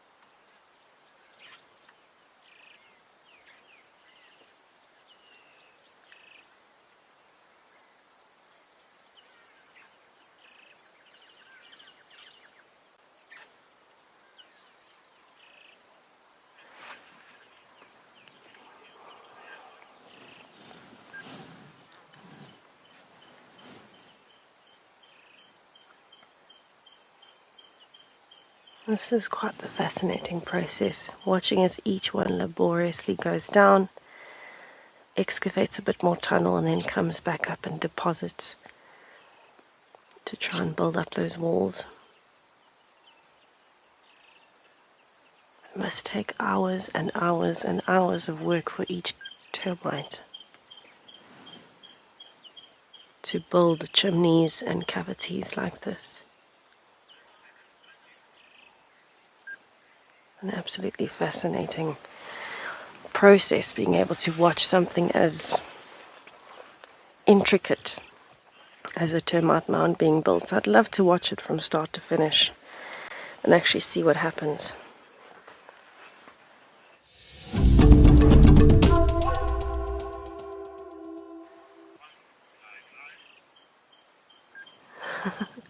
So we've just been watching these termites as they are adding to the walls of the termite mounds. A little chimney over there. And I was just saying it would be amazing to do a time lapse of this as it goes after the rain to see how long it takes them to build the chimney like they have. But also just to see how each one is working. It must take many, many hours of consistent work from each small termite, and all of that put together makes this massive structure that is one of the most important structures that we have out here. It's a very fascinating process. If you actually have a look, you can also see on the bigger picture of the chimney where the soil is still more wet, so you can see where the new growth is compared to the old growth. So have a look at the top there. You can obviously see they're busy building onto the chamber of the chimney, but you can see a bit of the rough section on the top, and then as you go down slowly you'll see it. There's actually a point, there it is, where it changes from dark brown to lighter brown. This shows where the newer mud is, where the newer growth is. So they've actually just been extending onto an existing chimney to try and help with some airflow. Remember, termites, they eat plants, but they actually eat mostly fungus. Because the cellulose in plants is so difficult to digest, they've come up with a fantastic way to get around it. So to me, termites were the first farmers ever in the world, because they have fungus gardens. So they'll have specific termites that go out and forage, they bring back plant material. And then there's a section called fungus combs within this. So a lot further down, it'll actually be underground. There's a chamber where they store all of these plant materials. They keep the termite mound with these chimneys, with the airflow that they've got. They keep them at a very nice warm temperature. It's usually around between 32 degrees and 38 degrees, depending on the species of termite and where you are. And what this does with the humidity in there is it causes fungus to grow on the plants, and the fungus basically breaks the plants down, and then the termites will eat the fungus. So they're still reusing the plant material, but through a third party, through a fungus that helps them break down the cellulose. Very, very clever. So to me, these are the first farmers in the world. And at the same time, you can imagine then also the first proper recyclers in the world, because they are actively using recycling to get food. And then all of that is going back into the nutrients in the soil all the way around the termite mound. And that's why you'll often find things like elephants eating specifically on the sides of termite mounds, because the soil is so much more nutritious. It's a very interesting process. And this is probably the most populous animal in the world. If you're looking at the weight of all the termites put together, it's more than other animals.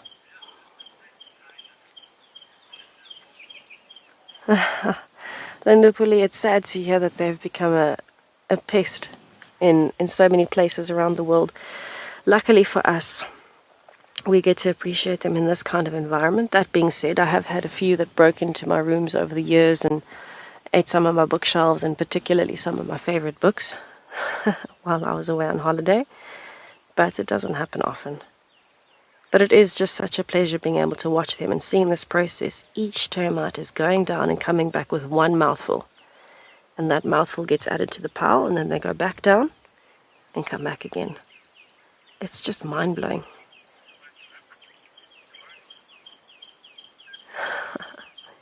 Alright, I'm going to carry on down Buffelshoek Katla and see if I can go and check what's at Buffelshoek Dam. But in the meantime, I will send you over to Lauren on a bumble.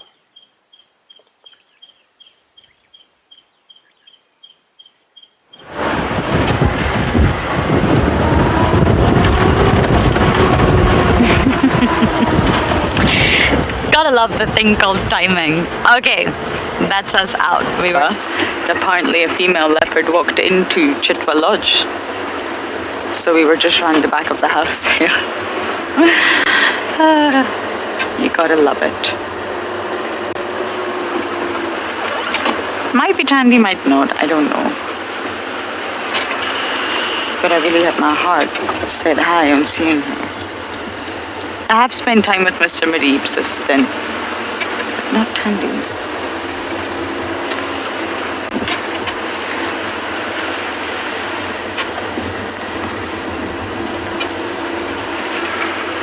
And this is a lodge just in here. I've seen so many leopards come out of Chitwa Lodge. So many. And I just thought it might be worth a check.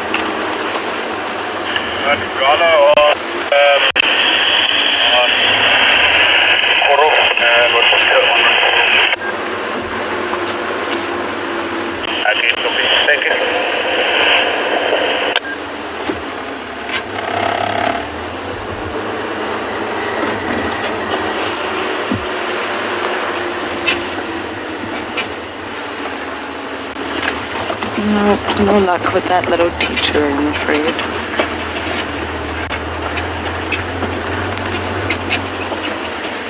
But now we're at the other side of the dam, and this is my favorite side.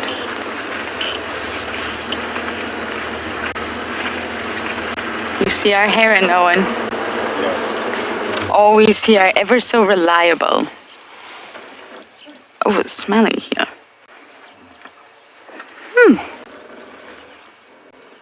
I think it's coming off the water.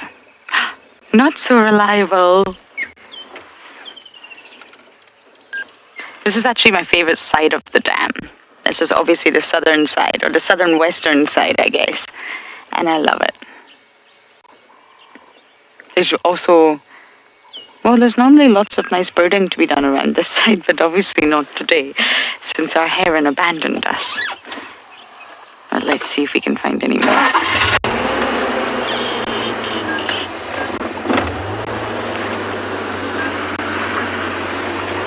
Something smells terrible.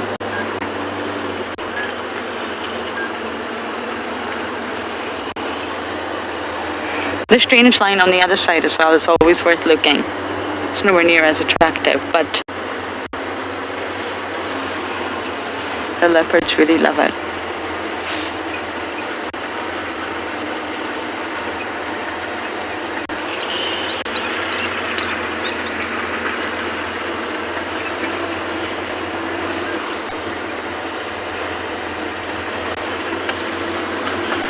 Russell, you're saying Chitwa Dam is looking better than usual. It's looking fantastic. Listen to all the thickneys. It's the water thickneys. They're looking fantastic.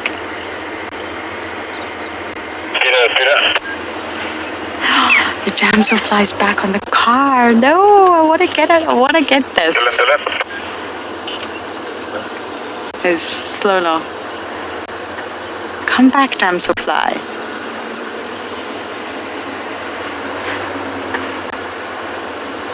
Sometimes I think these insects almost like bow riding, like what dolphins do. They ride the bow of the boat. They love it. They can feel the sort of pressure from the boat and they love to ride it. And sometimes I'm wondering if insects, it's on the bonnet, Owen, it's on the bonnet, go for it, 12 o'clock. Go, go, go, damselfly. Isn't that so cool? It's the first time I put a damselfly on the car. This is very exciting. Just like a dragonfly, but not slim, very slim, pin-like, petite, different sort of face, different position of the eyes, different wings. I can't see what you see because I don't have a monitor. So if any of you are able to ID this, please let me know. I love damselfly. Also in the group Odonata. So very closely linked to dragonflies, but I'm sure you can see the difference. Dragonflies are really heavy-bodied, thick, chunky. The eyes meet in the middle. But they're very, very similar in terms of their anatomy, their biology, the way that they hunt. But there's just something about a damselfly. Very petite.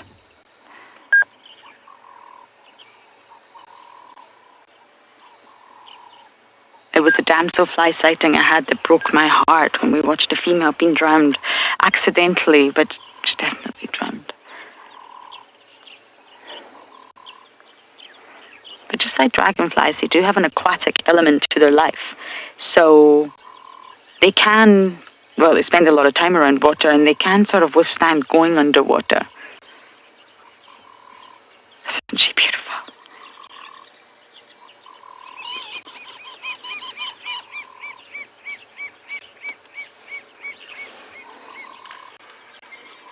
I promise I don't put anything on the bonnet of my car.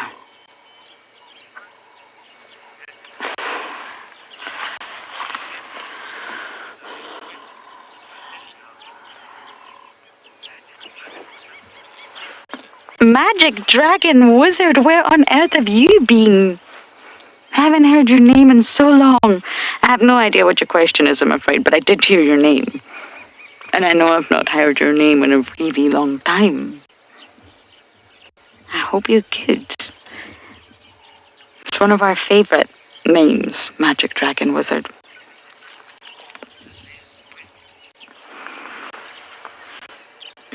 I'm so sorry, I don't understand my director today. I'm not going to be able to get that. Did you get it, Owen? Insect called the lacewing. Insects called the lacewings. Yes, we do. We do get lacewings out here. I think I went live with a few lacewings last summer. But unfortunately, I haven't brought my insect book with me because I'm trying to protect it from the rain. I spend quite a lot of money on books and I come here and they all get wet. But just for you, Magic Dragon Wizard, I shall bring the book tomorrow and we'll show you some pictures. But yes, we do get lacewings here. But this is definitely a damselfly. I just kind of haven't got a close look at it. I don't know what species it is. Why are you on my bonnet? You're welcome to stay there. But I am convinced about the whole bull riding theory. Just like dolphins, all the dragonflies and damselflies do it when you're driving past a dam. It's like they're trying to keep up with your car. Okay. That was a cool sighting, I must say. But we are going to just sit around Chitwa Dam a little bit longer in case we get spots. Put in with on a bumper.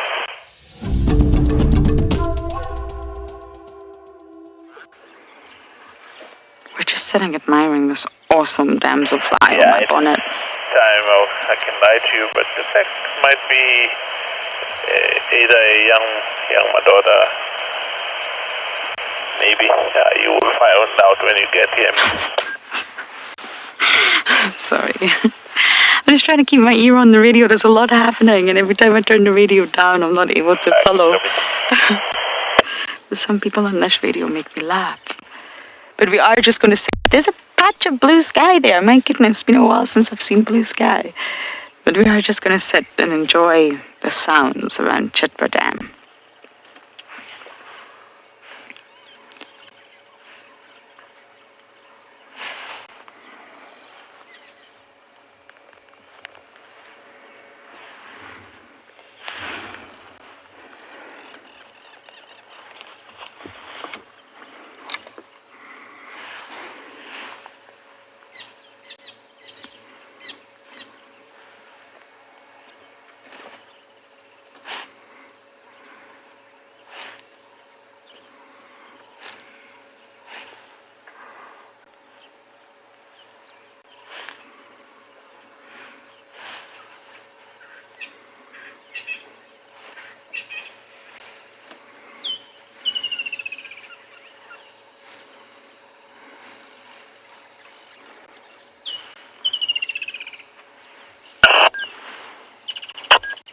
What's happening with that Ngolo is, you just tell us and no one really knows what's happening there.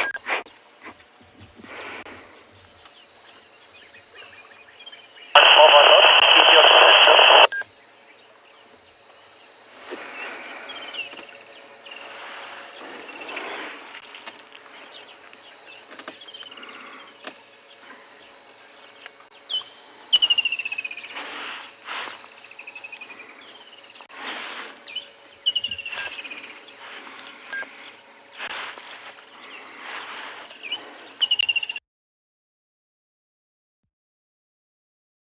There's a woodland kingfisher, and that's Serene back on. Oh dear.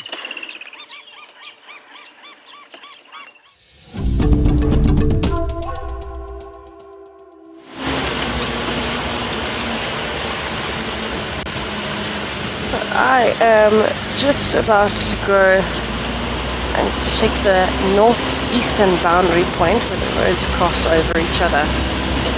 Just so that I can have a look down in all directions, see if there's anything coming and going, and then I want to go towards Buffelshoek Dam. And from there, maybe we'll find some tracks of Kalamba, we'll see some hippos, maybe some buffaloes or elephants. And I'm hoping for some birds too. But it has been quite a lovely, relaxing afternoon so far. It's a nice temperature. Animals are out and about. We are seeing flashes of birds.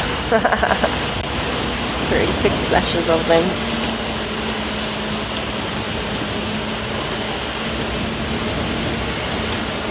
What a lovely, lovely, lovely day. I feel like it's a very good day for Kalamba to be moving, which is actually why we decided to come to this area. I have had a lucky feeling and I'll back him on it. I'll back him. Up. Up again. Nearly missed my turn off, everybody.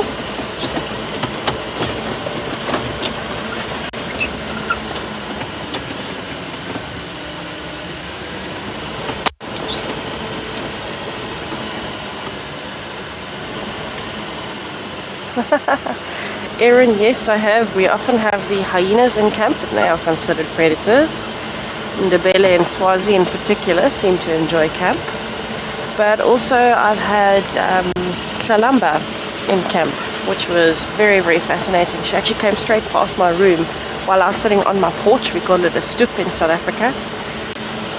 I was sitting on my stoep and she walked past. I got the fright of my life, but she knew I was there long before she came along, so she was completely relaxed. She wasn't worried, otherwise she never would have walked past.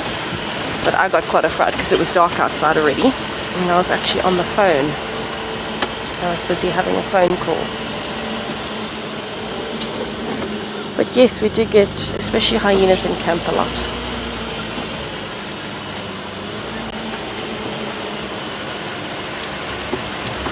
I'm hoping that I don't lose signal coming up to Buffelshoek Dam. Hello, lapwing. Bye-bye, lapwing. That didn't last long. This is what I say with I mean when I say that we're just getting fleeting glimpses of birds. They just seem to be taking off.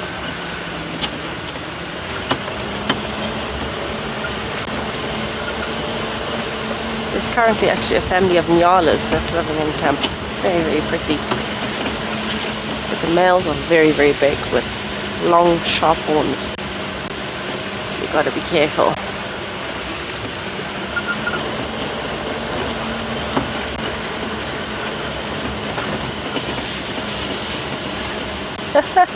Granny Bumble, I like the name. Yes, the rain has done quite a bit of damage to the roads. A lot of the little sections are washed away, which makes it a lot more bumpy, but of course also we're still very, very wet, which means that even if we are careful on the roads, because the roads are still holding so much water, there hasn't been enough hot weather to dry the roads. If we drive off the road or if we drive through a bad section, we'll actually create ruts, which we want to try and avoid. So that's something that we're also very conscious of. But yes, most certainly it does damage the roads. I'm going to put across to an angle like that so you can see the dam a little better. We're just going to have a look at what there might be around Buffelshoek Dam today. Oh, hello hippo. You can see it's still raining. Look at all the droplets in the water. I'm sure the hippos must absolutely love this weather. I know I would if I was a hippo. I'm such a water baby. And even when it was raining in Queenstown, we would still swim. Unless there was lightning, of course. But swimming in the rain, I don't know, there's something about it. I actually wouldn't be surprised if the hippos come out early today. The others are normally up on the top left-hand side there, right at the back, but I haven't seen them yet. But it is so peaceful.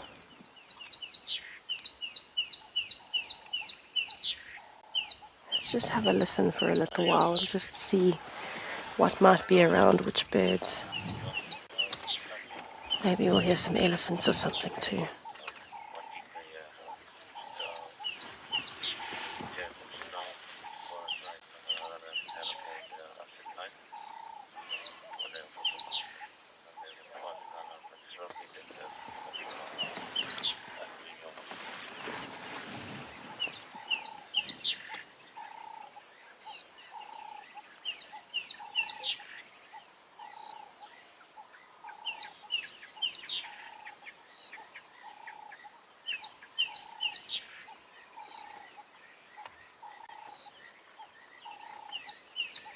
I can hear some bee eaters.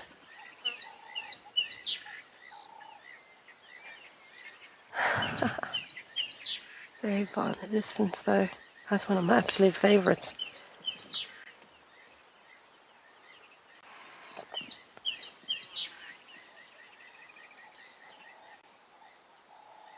I love the tranquility of sitting at a waterhole in the afternoons.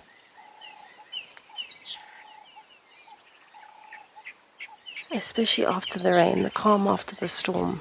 It really does seem like there's just a different feel to the bush if you've had rain.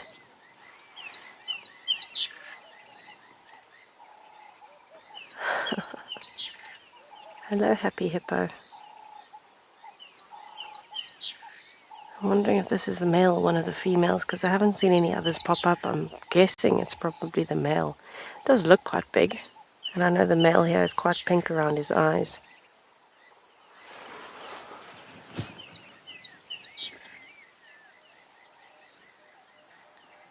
He's actually turning away slowly.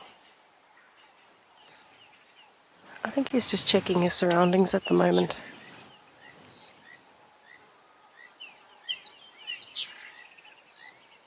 You probably find, especially now that it's starting to warm up a little bit, as soon as it heats up, we start increasing in humidity again. You probably find a lot of animals would come down on an afternoon like this. Maybe he's just checking to see who's coming.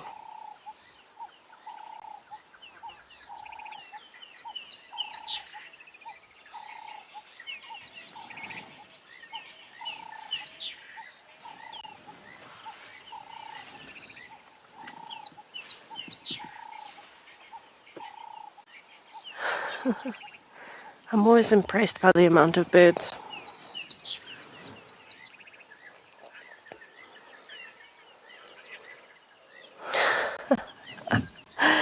Theo, I agree, it does look quite inviting, but I don't think you could pay me enough to swim with the hippo. Definitely not. Also, that being said, it may look inviting from here, but remember, buffaloes, elephants, and the hippos, one of their favorite pastimes is to relax in the water, and so they undoubtedly end up defecating and urinating in this water too. So I wouldn't think it's very, very hygienic. Maybe not good for a human immune system. We're not as resilient as animals sometimes. So you might end up with an infection if you go under the water or anything like that. Maybe not the best idea.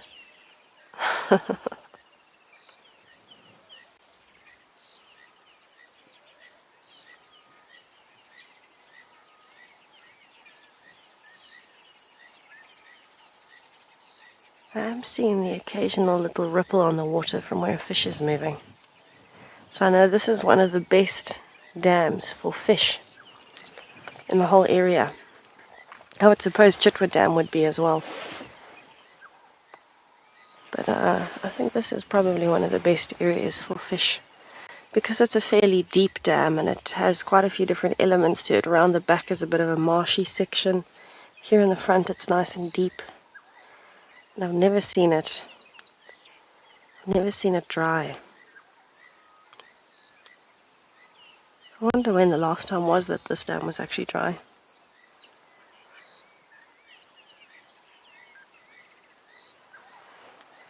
I think there would be a lot of the different species of fish that you find in the Kruger Park in this area in Buffelshoek Dam. Would be interesting to see and do a bit of a survey.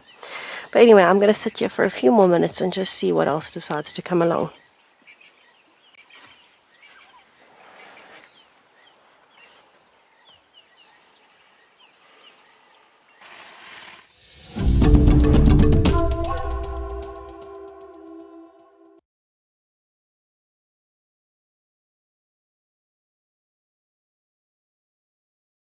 Just trying to figure out what to do next. The rain was coming down again there, but it's eased off. It's been on and off all day. It's very confusing. But we are just going to sit here for a moment or two and listen to the sounds of the bush.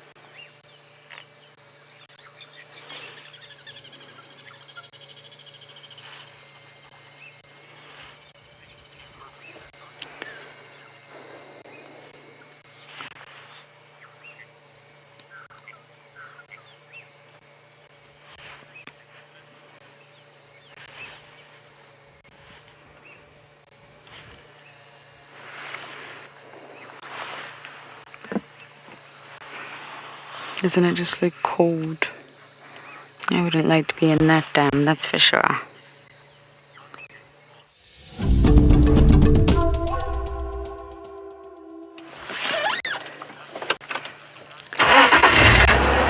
We are just going to pop into the hyena den now. Just checked out Twin Dams. Oh, there are leopards everywhere except on Julia. So we need to get searching. I wonder if Tandy's kill was stolen on some level. And that's why she's disappeared. But that serene's back on again. I just hope for now it doesn't get too heavy.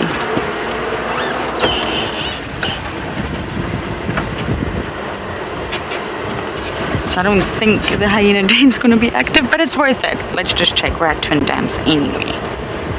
It's definitely worth a check.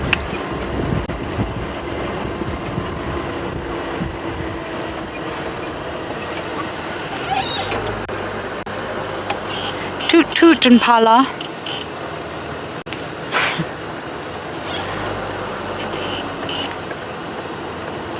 And Inyala. We're having a lot of Inyala in our camp right now, and they just seem to be really enjoying camp life. Completely relaxed, don't move a muscle when we walk past. Mike, it is always worth checking on the hyenas. Impala? Always, but I have a funny feeling.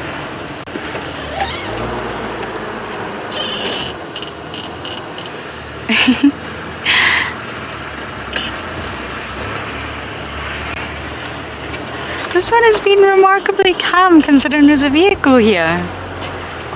Knob-billed duck flies overhead. Oh, okay, Mr. Brave.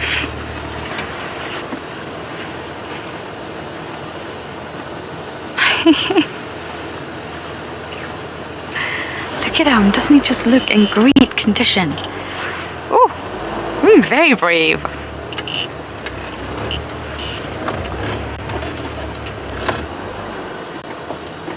I think he is doing this intentionally. That's okay. We'll wait for you. It's your land after all. I'm just a visitor.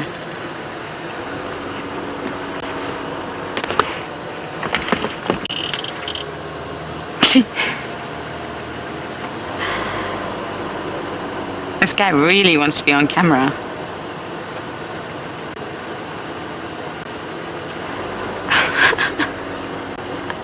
You look fabulous.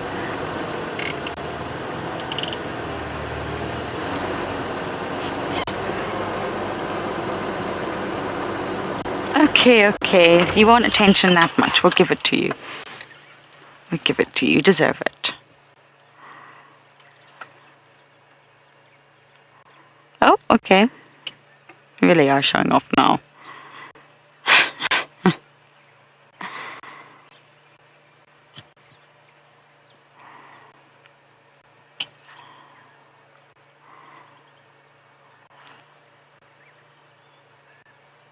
Isn't that hilarious? I don't think I've seen an impala this relaxed before. But let's check on the hyena den because it is just around the corner before the rain gets any heavier. I can see this big cloud. Bye, handsome.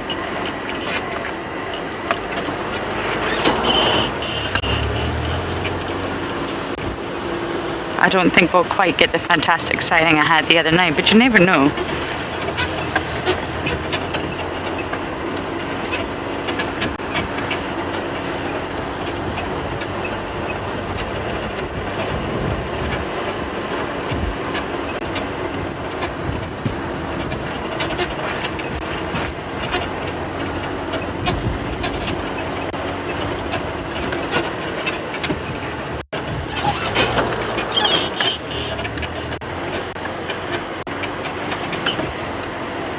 Oh, we have some spotted bodies.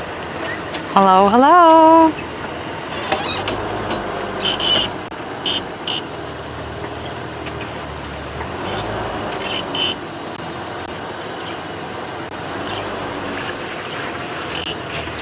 Now, Owen, I think if I do this... Is that you, Heart? I can't even see. No, it's Ribbon. Sorry. Hi, Ribbon. So nice to see you in the sleeping spot. This spot where she's got her bottom right now, they all love this spot. It's a sort of natural depression in the sand. They all love it. Heart uses it, Swazi uses it, and the belly uses it, Ribbon uses it. Ribbon, where are your babies?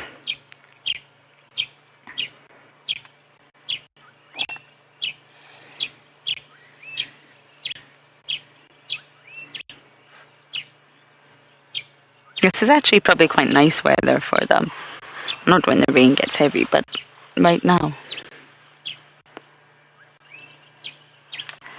I just really wish I could have solved the mystery of, hello beautiful, of Corky's area that she's using. I can see that her mammary glands are very, very full, but whether she's just pregnant at the very last stages of pregnancy or whether she has given birth, I really don't know. I think she is staining, but I couldn't get that close enough look to see if there was suckle marks or not.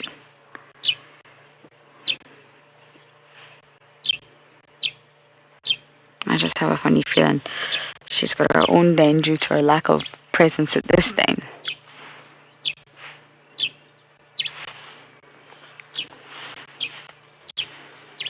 I just really wanted to see her. I also really want to see Njima.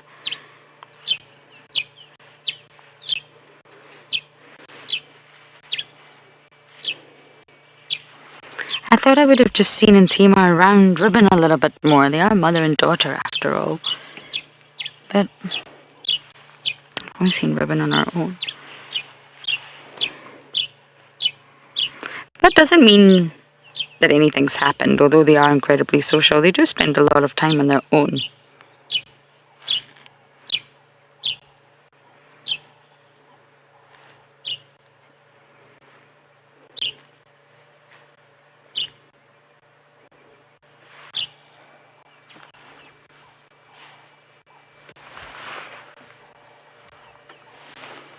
I think we'll stay here for a little bit, see if the cubs come out, but they're probably hiding from the weather. I would be too.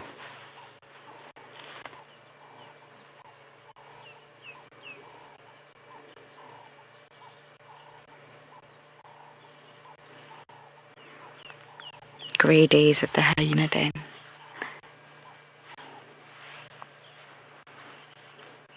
I do think to some extent. Okay, so we have just left Buffelshoek Dam and I'm now bumbling along back towards Buffelshoek Cutline, taking an old road where I know Kalamba had the cubs when I was here in December, I think.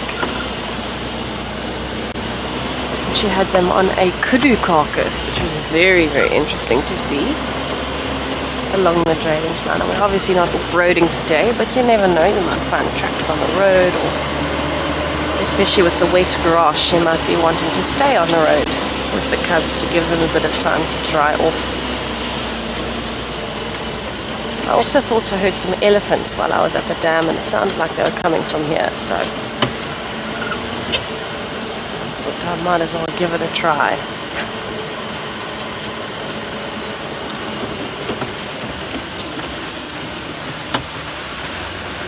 Oh, this road has definitely gotten worse in the rain.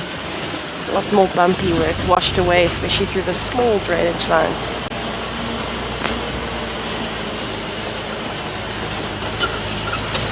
And where we saw her with the kudu carcass was actually just here where I am now, just up the drainage line. Every time I think of this road, I think of Kalamba.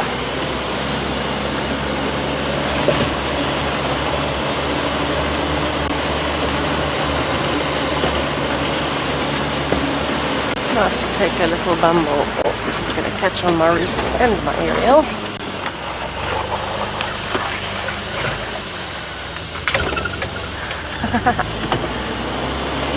There we go. Through and out the other side.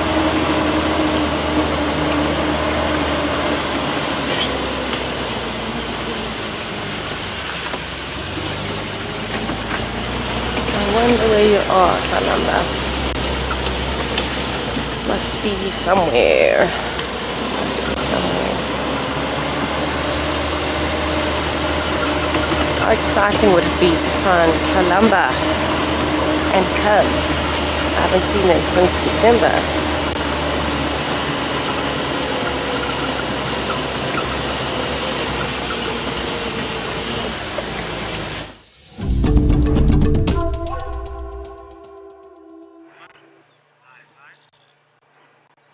Not much has changed here. I think Ribbon's going to be flat hyena for the rest of the afternoon. She looks quite full.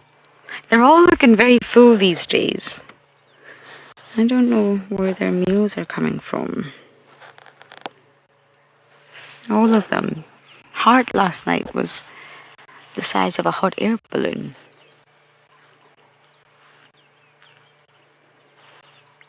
But I guess food is plentiful. And there's the new droppings of Impala lambs. The new sort of late births, if you like. And you can see the difference between the older lambs and these lambs, and it's very sweet. And of course that will provide ample opportunities for the predators as well. And hyenas do hunt. I don't think an Impala lamb, I'm afraid, is that difficult. Once panic sets in, bad choices are made.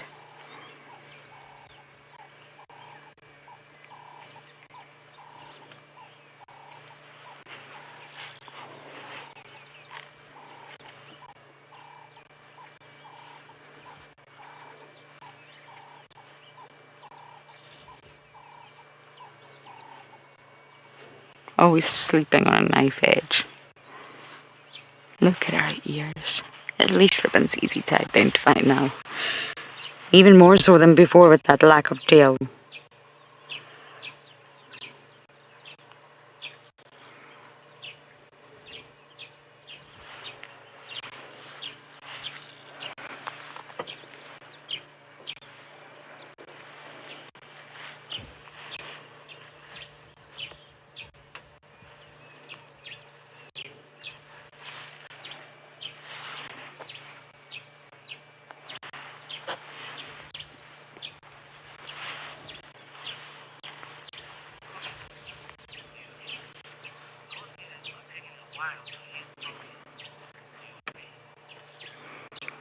I didn't catch that name, but the ear on the left, the one that's the most sort of damaged, it always was unique. She always had that butterfly ear, and that's what really made Ribbon so easy to identify. It wasn't really her spot pattern, it was that ear.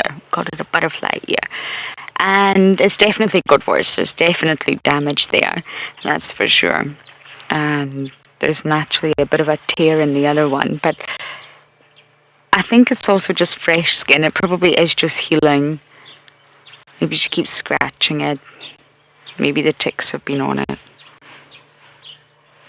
But her ears are fine. That one on the left was always sort of ragged, but it's definitely got a lot worse. And hyenas do that. They bite the ears. They bite each other's ears. That's why hyenas mostly have messed up ears. It's from internal disputes.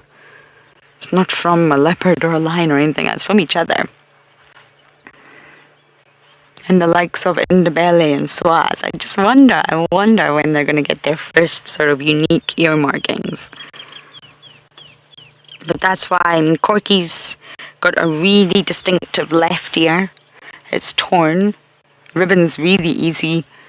Heart's easy. She's got the tip of her right ear snipped off, that little triangular tip. June's easy. She's got a floppy ear. And Tima's actually probably the most difficult one because her ears are still perfect. She has got a really obvious scar on her right shoulder. And the belly's ears are perfect, but she's now quite obvious because she's got a huge scar on her right bum cheek. And Swaz is now really obvious because he has this big scar on his nostril. It's very pink and it's very, very obvious. So they have all got their markings. You just need to look close enough. Sutu is probably the most difficult at the moment. I'm not seeing her much. And she's changed. She's changed so much from that sort of fluffy sub-adult into quite a fantastic looking adult female. She's still small though.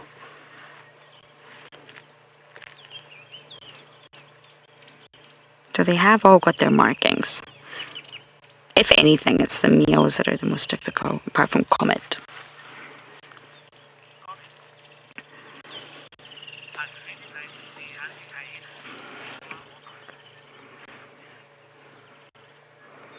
I didn't catch that name, but yes, hunting hyenas. That's epic. Really, they do hunt. There is absolutely no way that all of the Juma clan could survive and thrive and sustain those big bodies that they have and sort of feed their offspring with just stealing from leopards or lions when the lions are on the property. No way, they absolutely hunt 100%. And it's really remarkable to see. In an area like this, it's very difficult to see because as soon as they run, well, you lose them pretty fast. But in an area like the Masai Mara, it's incredible.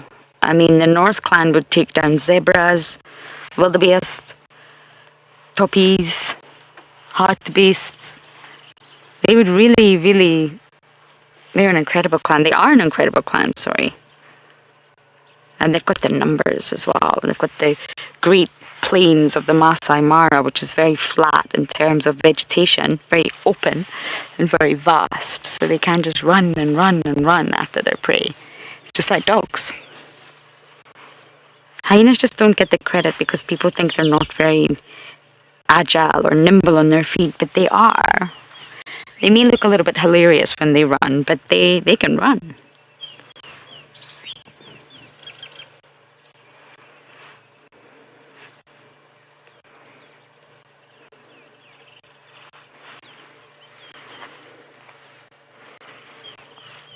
But it really is incredible to see. They do scavenge, but only when they come across something. Otherwise, they have to hunt, or they would starve.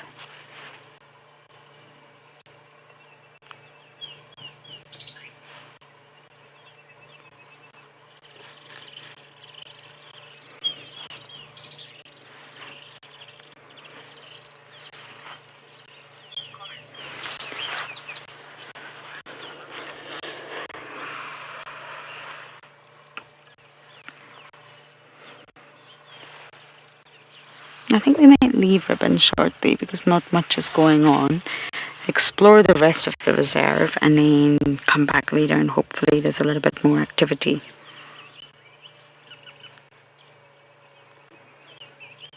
The mothers, like Heart and Ribbon, they do a lot of sleeping.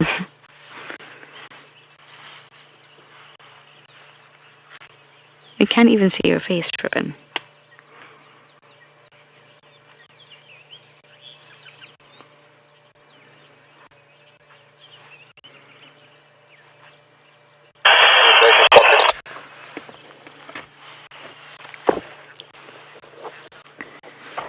Okay, we're gonna make a plan, decide where to go next, and you guys are gonna head over to Tessa.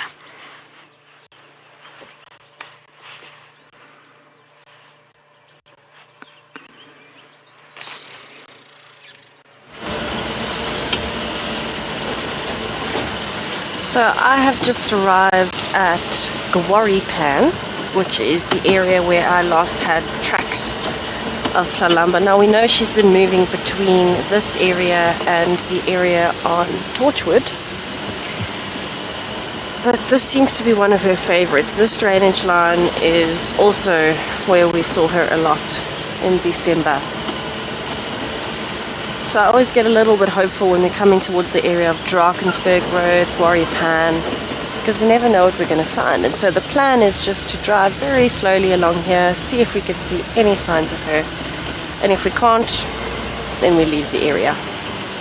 I do know that we are close to some marshy areas along here as well, which is fantastic because there might be a few more flowers there.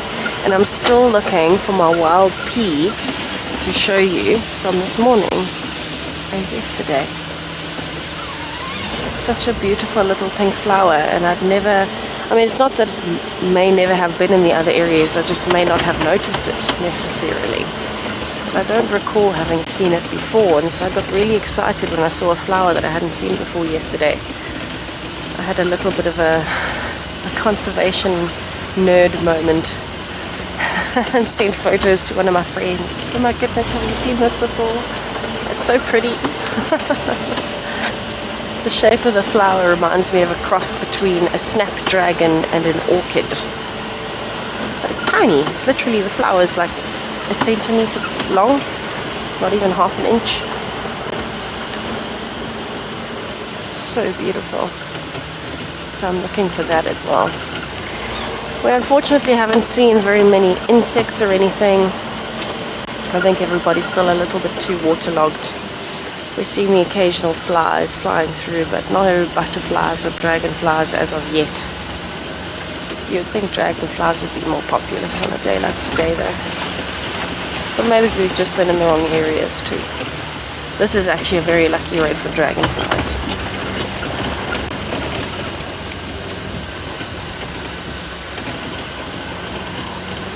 I really do enjoy this road. It kind of loops along all the way past the drainage line.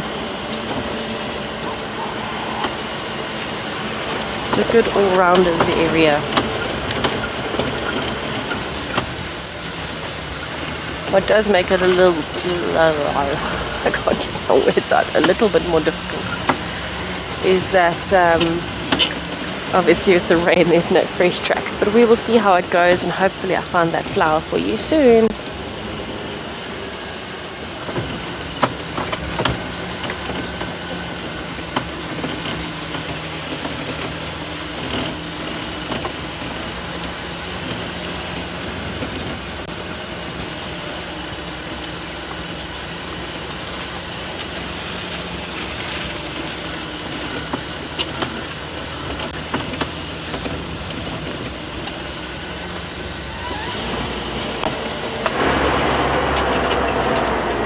We left Ribbon. She's very snoozy. And I just want to see what else is lurking around now that it's dried up a little bit. I'm going to check Treehouse Dam, and then I'm actually going to pop into the dens at Philemon's just to see if anyone's lurking there. And hopefully we get lucky. I'm rather jealous of all the other sightings on the other properties right now.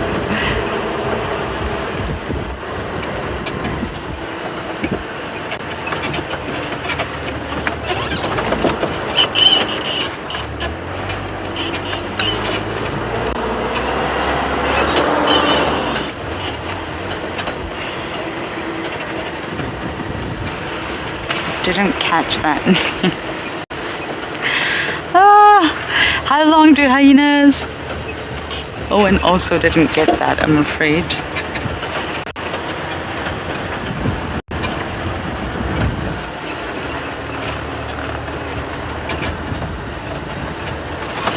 What?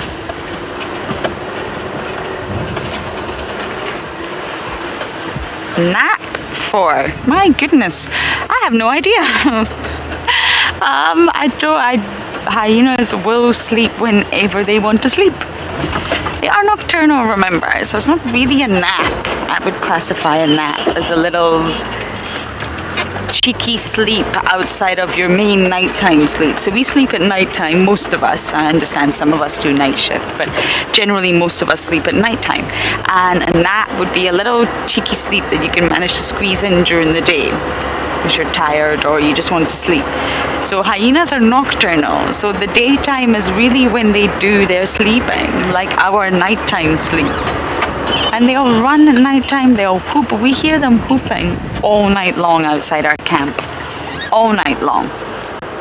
So they're active, they're busy, they're communicating, they're probably having the best time at the den, they're hunting, constantly smelling, marking territory, following leopards, chasing down impalas. Hyenas are known to walk remarkable distances throughout the night, which is why we don't really track them, one of the reasons. So that's really Ribbon catching up on her sleep. She's probably been awake the whole night. So I wouldn't really say that's a nap. So I don't know how long they nap for, I'm afraid. I'm sure they do rest during the night as well. Just like us, we're predominantly active during the day.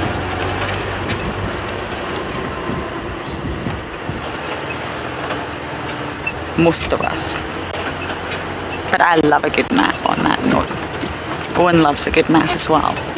Don't you, Owen? Who doesn't actually love a nap? That's a better question.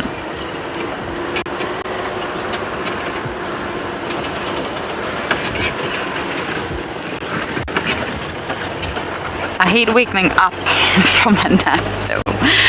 I feel like I've entered into a different universe. Don't even know which country I'm in. We're sliding.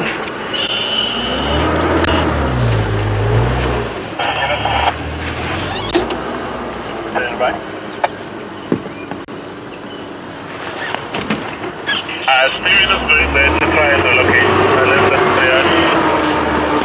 I turned the wrong radio down there. Oopsie. Wow, I think this road is a bit of a no-go for now.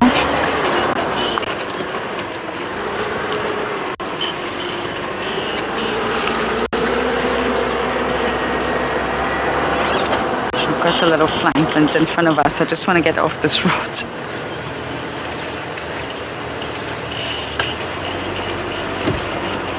Oh my goodness, Wendy is sliding everywhere.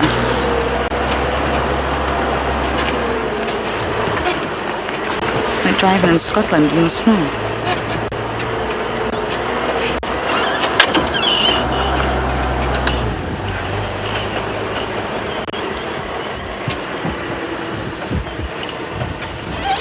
Okay, we're going to continue towards Treehouse Dam. Hopefully we won't be sliding all over the place and we may get lucky.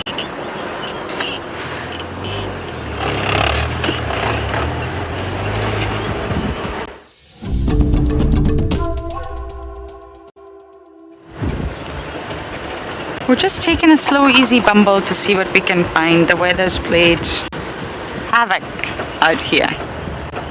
So we're just slowly going to make our way to the third dam of the day and see if anything is happening down that side.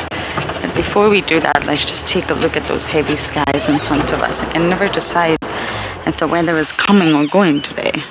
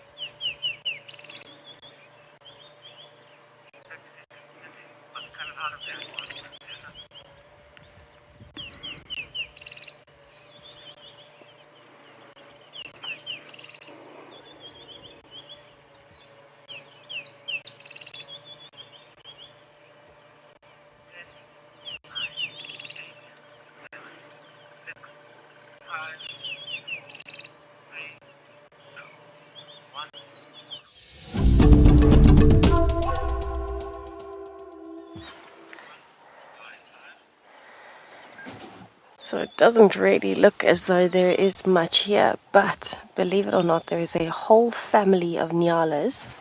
But the grass is so long that we actually can't see anything other than the odd piece of horn.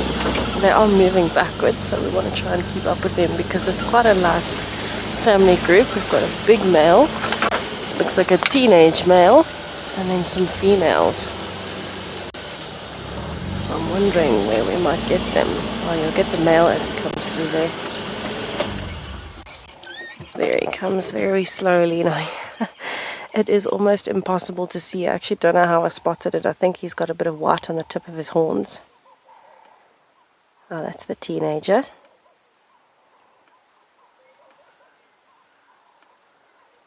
And there's the big male. Look at the white on the tips of his horns.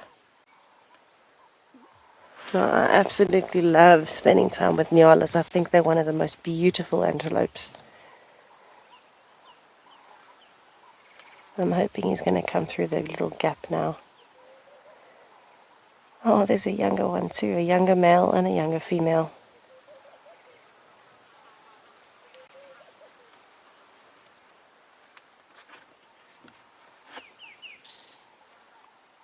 Oh, shame their ears have not stopped moving. There must be a lot of flies in amongst this long grass.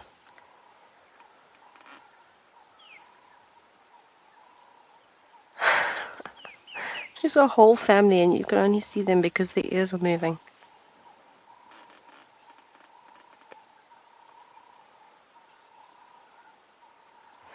Now this is kind of the mid-species between a kudu and a bushbuck. There's only 3 species here that are part of that family with the spiraled horns. And to me, this is by far the most beautiful. He actually looks like he's using his horns to scratch there. Can you see that? As he's lifting his head, his horns are touching his back. Oh, hello, girl. She popped up out of nowhere.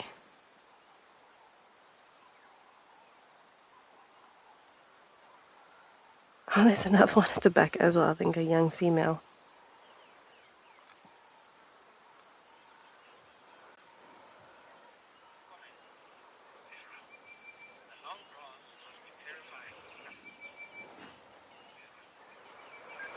Sarah, I 100% agree this must be quite terrifying for any prey species, you know, anything from a steenbok and a warthog right the way up to even kudus and buffaloes. I mean, yes, we can barely see them like this, and so the predators would have a harder time finding them too, but they would struggle to see the predators in this grass, especially since the predators are so good at crouching down. I mean, a nyala is tall, a big male. If I was standing next to him, his horns would go above my head. They're very, very big, and that shows you how long this grass is. I wouldn't walk through this grass at this point. It's very, very long. You can see they've moved straight into the thicket, and we won't be able to see them behind us because it's going into a bit of a bush willow and tamboti thicket. So I'm going to keep going rather, but it was so lovely to see a little family and also just realize how long this grass is because it looks deceiving next to the road. It looks like it's quite short. But as you get further from the road, the grass gets longer and longer. And I'm pretty sure some of it would be almost over my head height. And I'm not short. I'm not short. I'm quite tall. So it must be fairly terrifying. You can hear how wet the road is here. The tires are squelching on the sand, on the mud. So I am just having a little scan in these more marshy areas because this tends to be where we get a lot of the flowers. And I'm still looking for that little wild pea. I've seen quite a few wild sesames today, which is wonderful. It's a bright pop of pink as well, but a bit brighter and taller up, similar to a foxglove. And this area is also quite good for foxgloves themselves.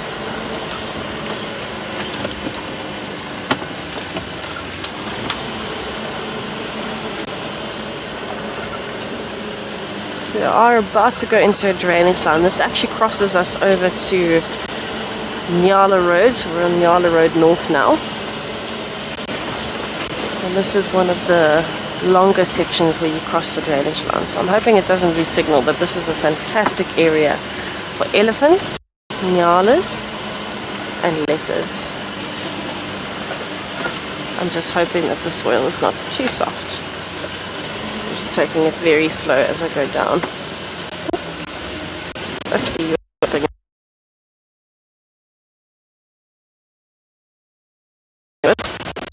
or a lot.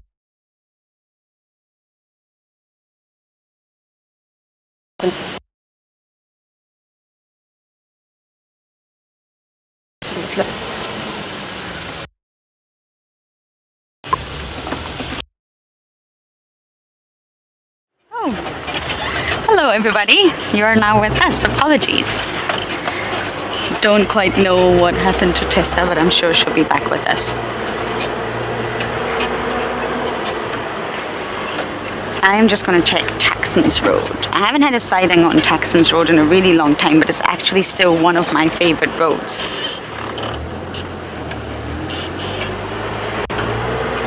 I love it. I don't know if it's based on memories or it's very lush, it's very thick, it's windy. I think it's a combination of many things, and well, it's named after Taxon, a very special human. Maybe that's why I like it so much.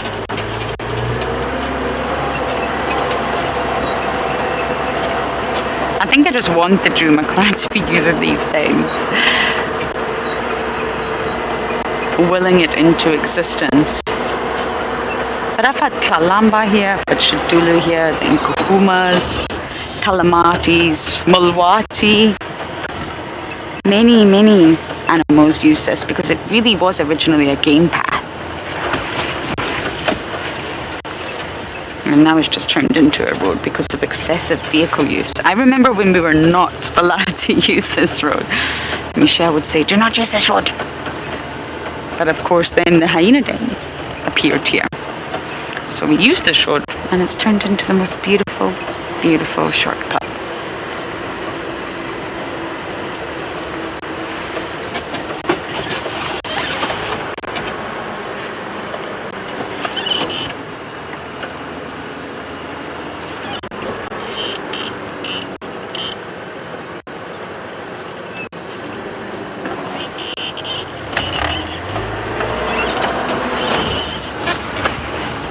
And there are hyena tracks, but there are hyena tracks just everywhere.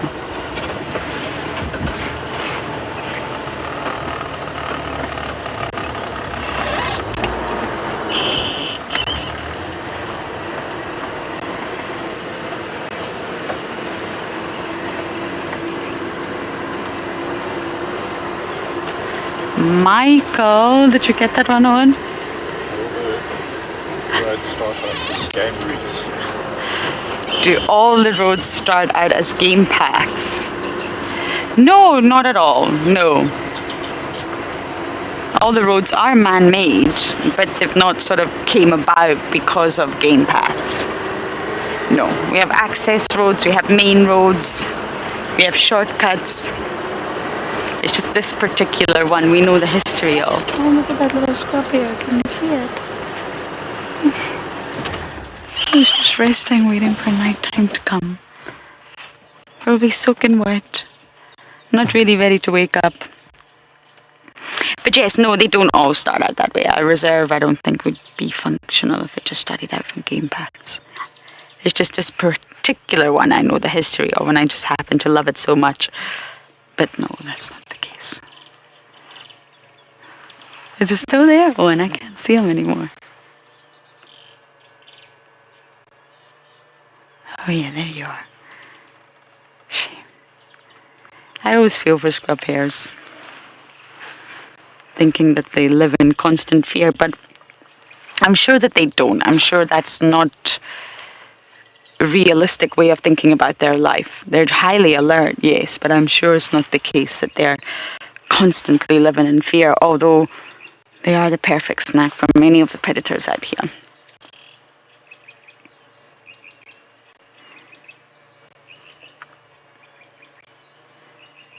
But they are nocturnal, so during the day they just rest like this. I remember on one of my bushwalks, I will never forget this. I was with James Hendry and the two of us were doing a bushwalk. I think we were with I want to say Herbie, and it was winter. It was such a cold, dry winter of 2018, and the grass just crunched under your feet. Everything made a noise. It wasn't soft and moist. It was hard and crunchy. And I remember we went over to look at a civet tree. We went over to look at the latrine of a civet. And we were studying all the millipede rings and just talking about that. And all of a sudden the bush started shaking and something started moving in the thicket. And all of us just turned around thinking, what could it be? And when it first started to move, we thought, phew, it's a scrub here. But actually, it was a huge civet. And we had stumbled across this sort of sleeping spot. And they are nocturnal as well. So just like the scrub here, they just find a bit of thicket, a bit of vegetation, an area of growth, and they just rest there. And we had obviously disturbed a civet, not intentionally. And it was a civet on foot walking about a meter from us. We were all so shocked. It was such an incredible moment. I'll never forget it. And before you ask, of course it wasn't live. You've got to love that. And I'm sure as we drive around, there are all sorts of sleeping spots of animals that we drive past on a daily basis we just don't see.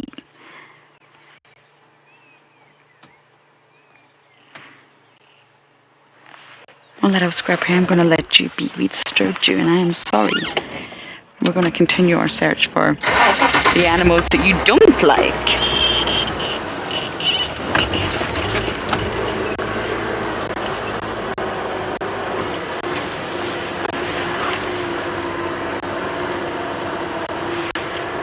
That's day number 1. I'm not going to off-road today because the ground is so wet, but it's worth a look.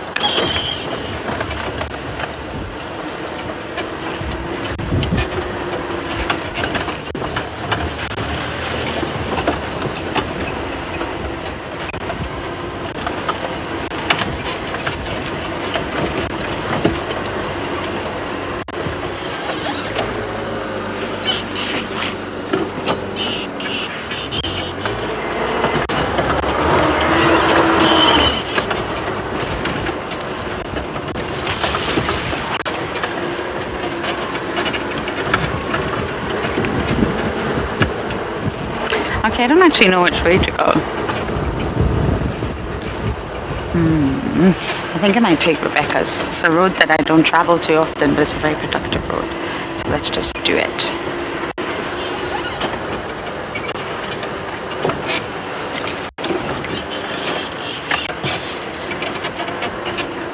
But as from the first, a lot of other properties will be actually traverse and Juma. It's going to make a big difference into sort of getting grips back on the reserve again, rather than just 2 vehicles driving. Ishtuma's not a big property, but it is big in that sense. To cover all areas, find out where everyone's moving, pick up on all the tracks. It's going to make a big difference.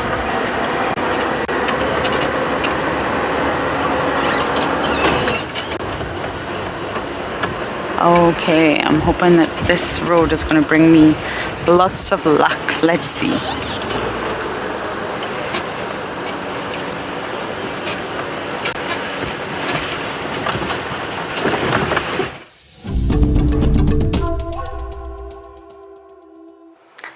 So we have actually come around the corner, and what we've noticed is since the rain, there have been a lot of smaller things that have become a little bit more obvious. And what we have here, which I noticed because of the raindrops which are stuck on it, is a funnel web spider's nest. Oh, and there's the spider. So this is very, very typical. It's got a little chamber you can see that it's coming out of. And then all of the water droplets collected on a web. It builds like a mat of silk all the way around the funnel, through the grass and the brush. And as soon as something touches the web, it rushes out like that to grab the prey and then pulls it back into that little chamber. But I think it may have been a water droplet that moved and that encouraged the spider to come out to see if it was an insect stuck on the web. So this is probably a first for me. watching a funnel web spider actually come out. I just loved the patterns of the water on the web, which is actually why I stopped. And lo and behold, the spider is home and coming out to say hello. I want to see what it does.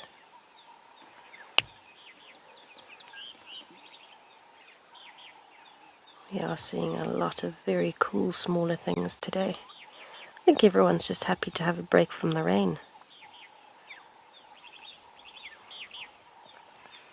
So this spider itself is actually quite small. It's only maybe 2 or so centimeters long, but the web itself is very big. It could be up to 50 centimeters all the way around the entrance. It's just to try and get insects to fall into the silk. And how cool is it seeing the spider relaxing there? I'm so impressed that it came out. So the web extends all the way up to the grass and then all the way down into this little mitre drain. That made my day.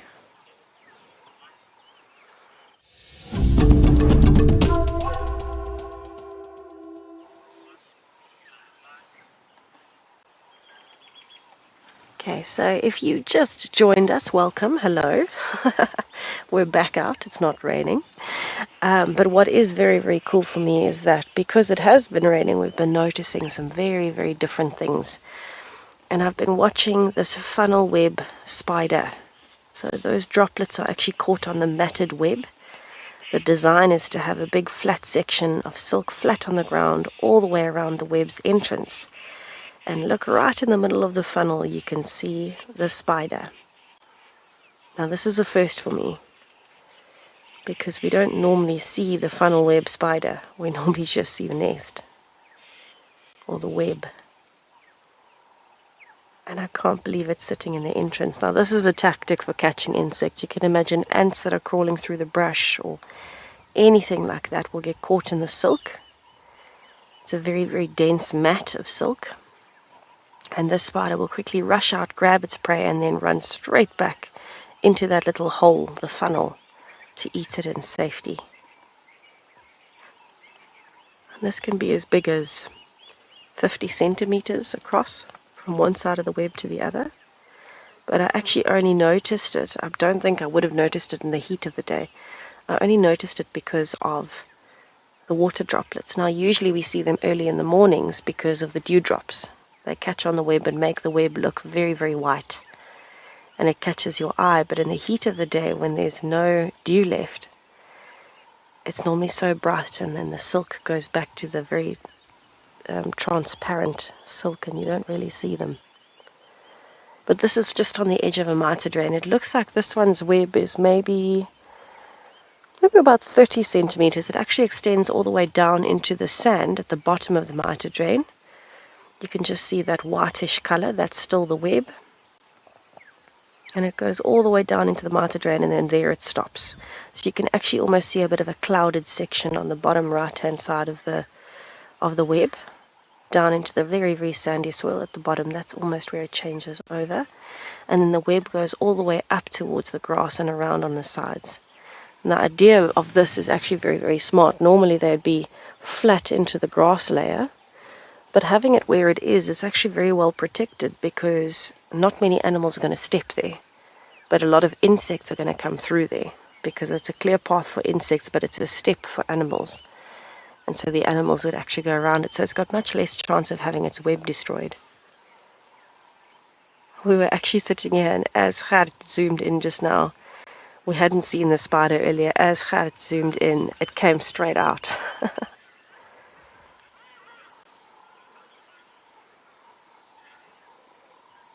Oh, Taryn, I'm so happy that you love spiders. I'd love to know what your favorite species of spider is. If you have a favorite, please do let me know.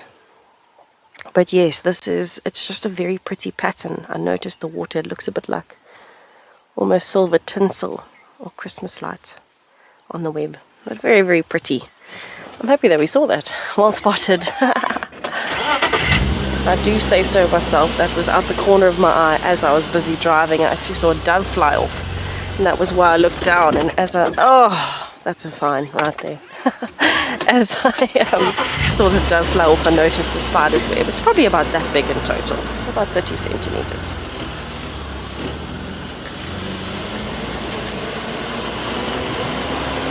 Alrighty, I'm thinking, as well as we drive off, so we're just checking the area where Columba normally is, but I've been thinking about which bird call to do for our challenge today.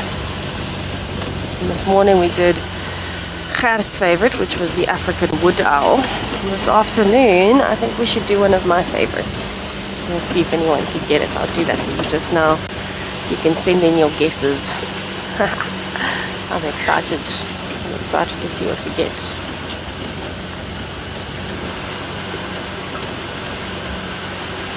It is still very, very wet out here. The road that we were just on in the crossing was a little bit hairy, so I think we're actually going to potentially close that road that we were on, just to make sure we don't damage the roads any further. But I am hoping that as we carry on, it does look like it's getting drier and drier. We're going up onto a crest. I'm hoping that we'll be able to have some smooth sailing from here, smooth driving I should say. This is a very dense section though, so it does mean, oh, we're getting splashed every few seconds when we go past a branch. Especially when it catches on the roof.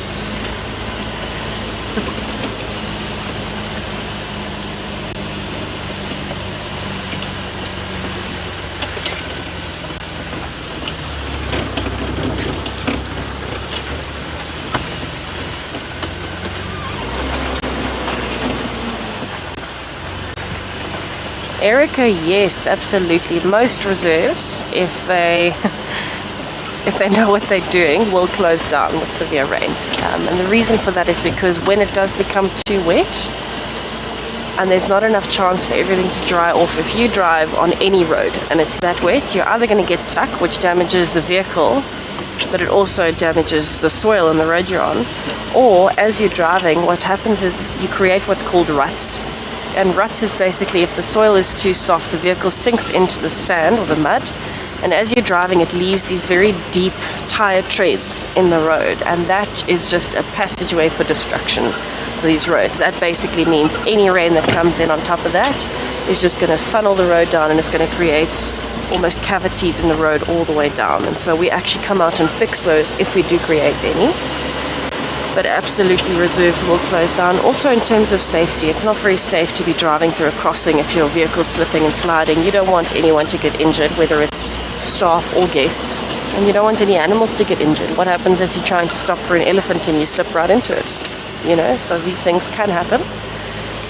And definitely something that should be at the forefront of anyone's mind if they're managing a conservation area is how the rain affects the roads. Interestingly enough, we haven't seen any tracks, but I think everything, even if she is here, has been washed away. I think it might be a good time to do the bird call. What do you think? Let's give you a nice view to look at. We've got a very pretty and very dramatic sunset going on.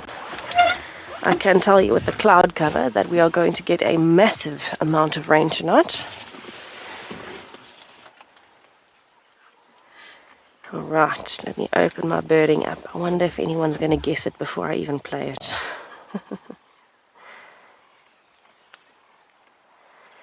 This is definitely one of my favorite bird calls. I hope everybody is ready. I'm going to play it and then you can send in your guesses for what you think it is.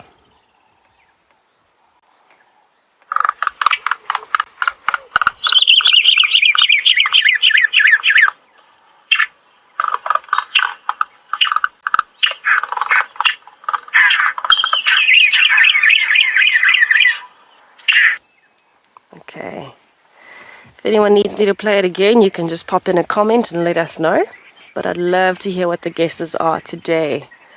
I'd love to hear it. I'd love to hear it. It's a smaller bird, so not as big as Gert's. But let's see how it goes with guesses.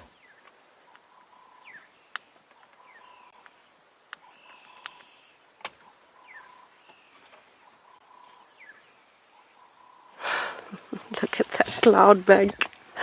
I'm actually quite nervous for the rain we're going to get. That looks as though it's enough to wash us away.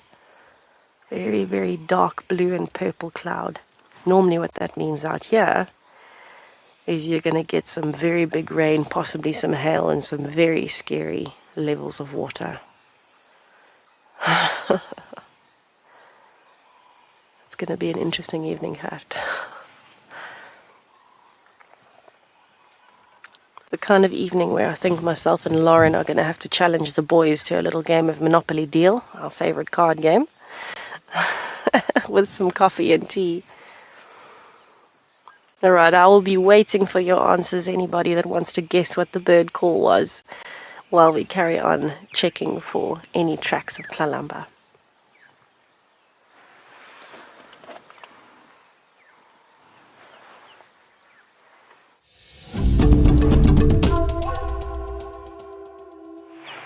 We are just actually looking at the grass, which maybe doesn't sound that interesting, but look at the length, or should I say height, of the grass. That's why you have to be really careful in summer, because you never know what could be lurking in there.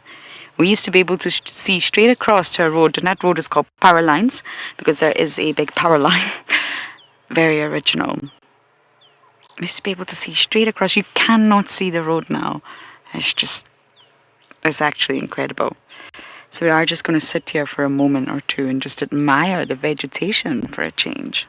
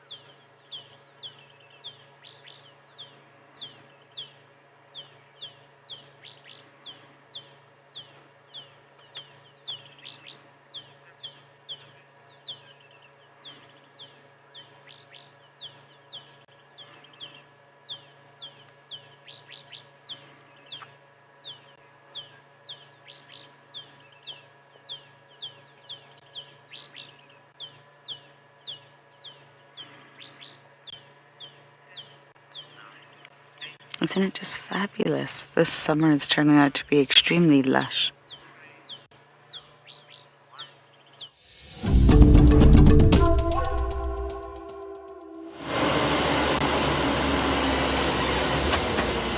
So we have just had... WildEarth station, what's happening on Juma this afternoon?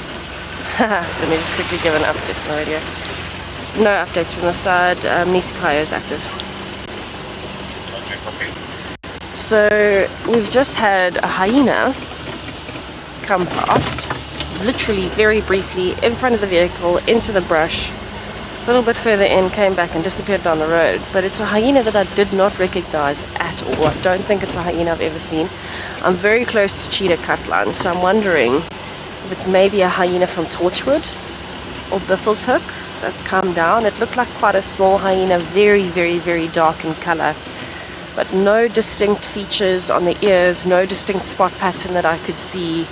Very, very, very heavily spotted and very dark coat.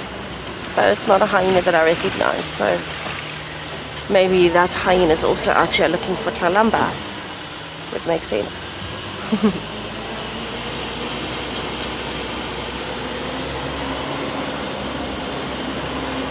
Alright, so I'm still just driving along.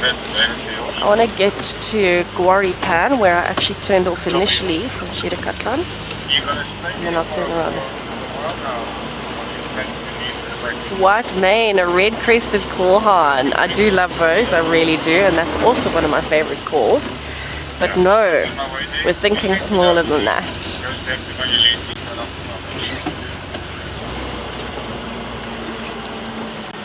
Ooh, Lyra, buffalo weaver, very similar size, I like it. Buffalo weaver sounds a little bit more like a chaotic conversation, but it's a good guess, it's a very good guess.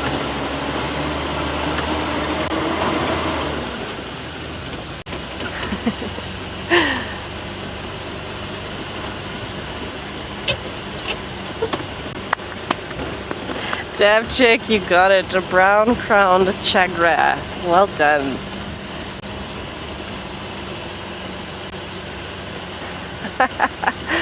Matthew and S.A. Birder, well done. It seems like all three of you got a brown crown chagra over there. Well done. Yes, it absolutely is. And it's one of the calls that we hear fairly commonly out here, but we don't often see a brown crown chagra sitting down for long enough. And I think that's one of the reasons why I like the call, because it's so characteristic of being here, but you just see glimpses of them flitting between the brush, right at the bottom, just above the grass layer.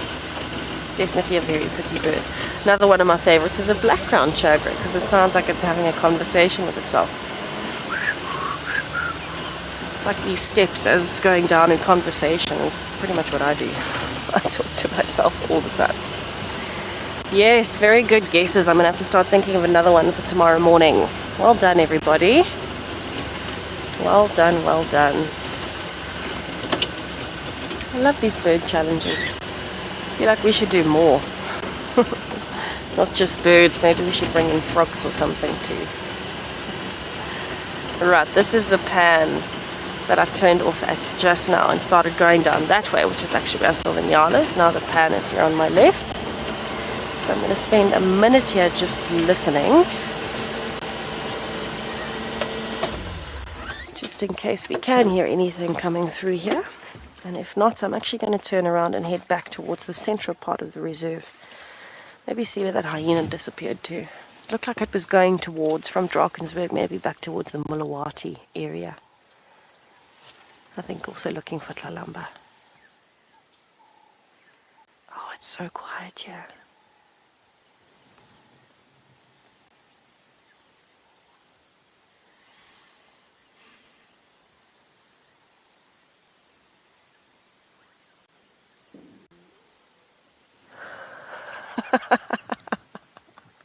If you can hear strange noises, everybody, it seems that my stomach is making them. It's not a lion calling. Oh my goodness. My body seems absolutely intent on reminding everybody today how human I am. From the allergies right the way through to a hungry tummy rumbling. That's amazing how when it's cold we always get so much hungrier.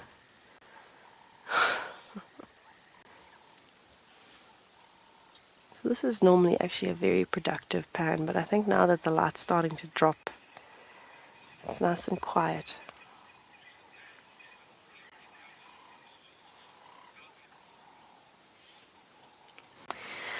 Bob, actually yes, you can find the odd pan that completely grows over with plant growth. Sometimes it's algae, sometimes it's the invasive plant water hyacinth. It just depends on the area that you're in. A lot of them have that very tall grass growing right the way through, so it's more of a marsh than a pan. But yes, it does depend on the area. We're actually very lucky here. There's very few pans that have growth all the way over. And the ones that do are more of a marsh, so it's more the natural vegetation growing through and the water pooling around it than it is plants actually overgrowing on top of the little pan systems. Actually, Gert was chatting to me just now after we were at Buffelshoek Dam, and I was wondering if Buffelshoek Dam has dried up recently. And he was reminding me of a sighting that he had in 2016, 2017, somewhere there, where they had the Nkuhuma Pride with cubs. And the whole of Buffelshoek Dam was almost completely dry. There was just a little puddle in the middle, and they could actually drive through the bottom of the dam. And there were little cubs that came down to drink at the pan inside of Buffelshoek Dam. I can't even imagine it dry. But there have been some severe cases of drought, there's also been some very heavy rain in the last few years. So we've had opposite extremes, and they've been flowing into and out of each other. It's been quite strange. It's definitely what's been affecting the insects, I know that much. And then from there, it's all a knock-on effect, isn't it?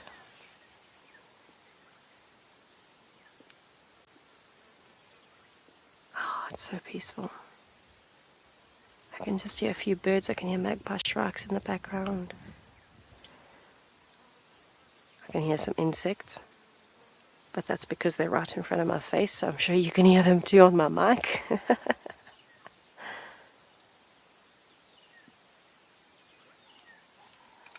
Most prominent is actually the doves and the magpie shrikes. But what a view. You can see those clouds building up still. There's one little patch of light. But the rest of it is very, very dark looking cloud that's building up. So I'm pretty sure we're actually due to get rain from either just before drive ends or just after. And it's supposed to rain quite hard throughout the night. So we'll see if that actually happens. It certainly looks like it's going to. It's quite a scary looking sky.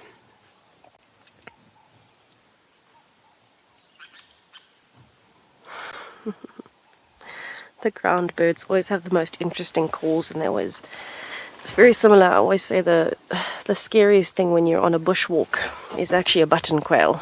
It sounds completely ridiculous, but the ground birds have reminded me of it. When you're walking, you know, even things like scrub hares can give you a fright because they sit really still. That's their defense mechanism. But they'll eventually move. But the problem with button quails in particular is you will be walking and you cannot see them in the grass. You'll see other animals from a distance. You're very aware of your surroundings, but as you about to step on a button quail, it'll jump up out of the grass and fly away. And I'm telling you, it's a heart attack inducing bird. It really gets the adrenaline pumping, and that for me is one of the scariest things when you're on a bushwalk. But the ground birds always remind me of those moments when you can hear them panicking as something has come to them through the grass and they get a bit of a fright. But yes, button quails on walks, everybody, be careful. They will definitely get your adrenaline pumping.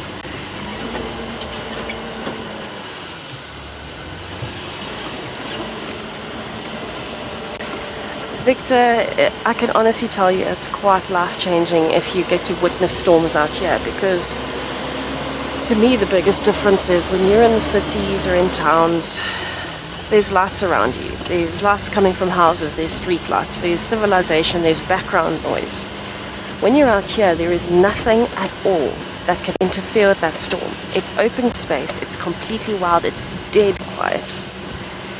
And the whole sky is lit up only by lightning.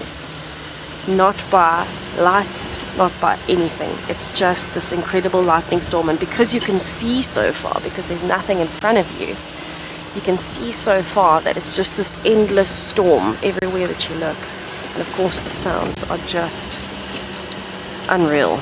Honestly, it's it's always something that I've absolutely loved, is being able to sit outside and listen to the rain and just watch a storm rolling in and see those lightning displays and hear the thunder. It changes your life. It really does. I think just being in the bush in general changes your life. But when you get to start experiencing all of the different things as they come up one by one, day by day, there's always something new that just makes you feel like the luckiest person in the world to be here. I think you should come and visit, Victor, and then you're going to see a storm in the wild. You can see it approaching from kilometers and kilometers away.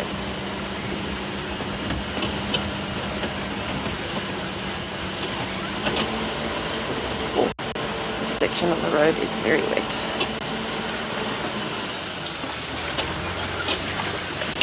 Alright. So I'm actually going to start heading back towards the central part. I'm going to head towards the Mulawati, maybe check towards Treehouse Dam and back towards Quarantine.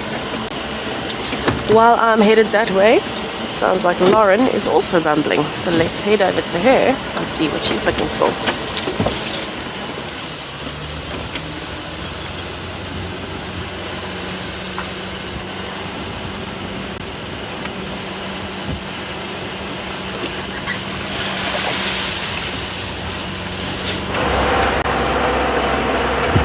Oh, good luck, Tessa. Tessa loves Treehouse Dam. I love Gallery Dam, but spend most of my time at Twin Dams because the hyena den is there. But I think on Juma it's Gallery Dam for me. Now I'm doing something wild tonight, completely wild, by going to the west. Even Owen scolded me. He said, Lauren, when was the last time you drove power lines? And he's right. I really don't come west that often, not really west of Zoe's. One, signal can be tricky, and two, I'm stuck in the loop of the south. The south is really productive for me, so I'm well, just, you know, shaking it up tonight, going wild.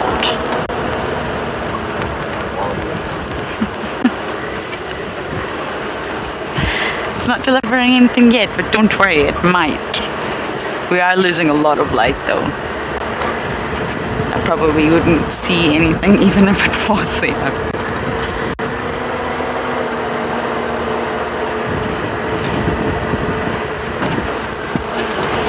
But it's always good to check Triple M. It's really not a pretty road. But it's worth checking. The road ahead. Leopard. Well done, OD. Well done. Are we going to be able to find it again?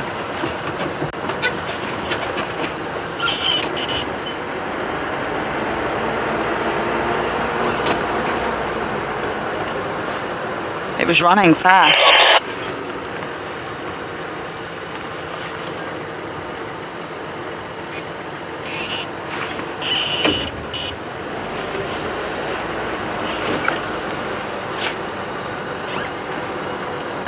Ooh, my eyesight's going to struggle. Do you know what? This is a little 2-track up here. I'm just going to pop my nose in.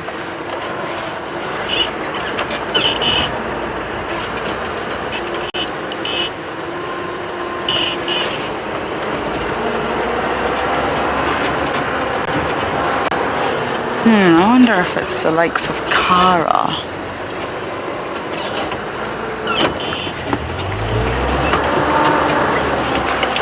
We may need some time to just scratch around here, but we saw a leopard.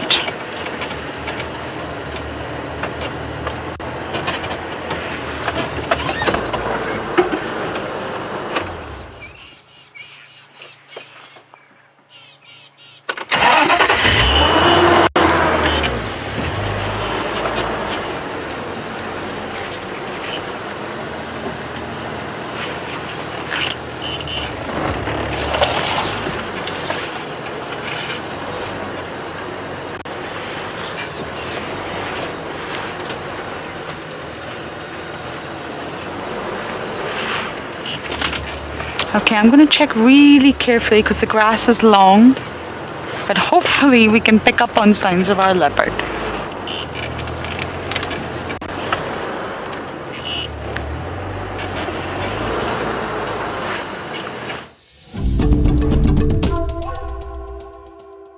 Oh my goodness, that is so exciting. Well done, Lauren. I hope you find it again, especially if it's in very long grass. Oopsie, sorry, Dove. So I am driving back towards the central part of the reserve, and I'm still on the hunt for my flower. I have to show it to you. It is so beautiful. I'd much rather show you the actual plant than a picture from a book. I think that has way more value. So I will keep searching until I find it.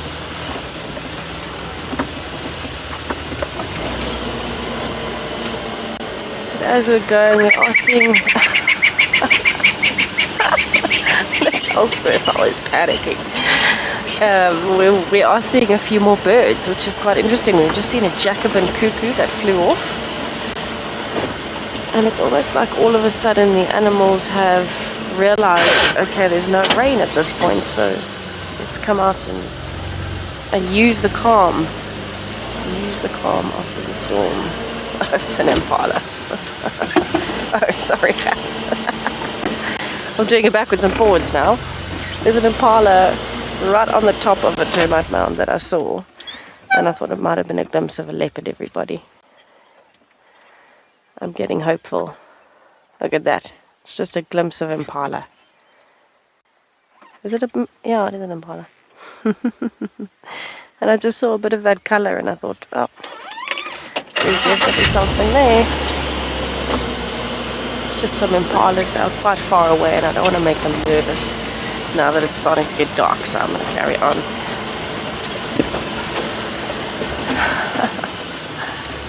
We've been quite lucky with impalas today. Right, we are getting down towards a nice open area now, so hopefully we might find a few things scratching around. Ooh, provided the road isn't too wet. Oh, I really hope that Lauren manages to find that leopard again.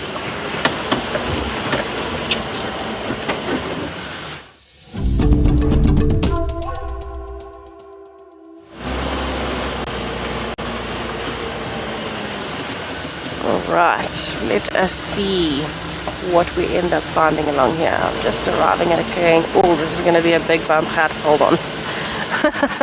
Brace yourself against the rain roof. Don't sit. So this is the problem when you have fairly big bumps, everybody. I'm much better because I'm in between the two wheelbases.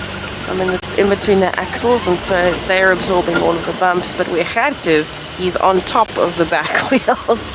So if I hit a bump very hard without warning him, or even if I hit it a little bit hard by accident, and he's just above me, he's going to bounce off the seat. And I don't want to bounce Gert right off the back or hurt him. So it's quite funny, when we've got the rain roof on, he turns himself into a bit of a Spider-Man. He holds onto the top and then he stands up a little bit so that he's not touching on the seat. There's a big bump coming. So the rain roof comes in handy. I'm actually just about to arrive back at the riverbed. And I'm wondering if there might be some elephants along here. I've been seeing some tracks in the odd little bit of dung. And I heard elephants earlier when I was at the Fossa Dam. I'm wondering where they might be.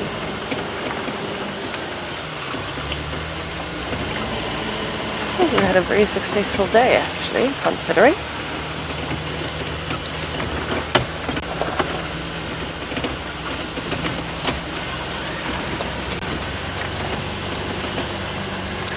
Luca, yes, you will find animals are more active after a storm. It doesn't mean that they're more active than their normal general habits, but they are definitely more active after a storm than, for example, during the storm or then the very hot sections of the day. And it's a combination of things.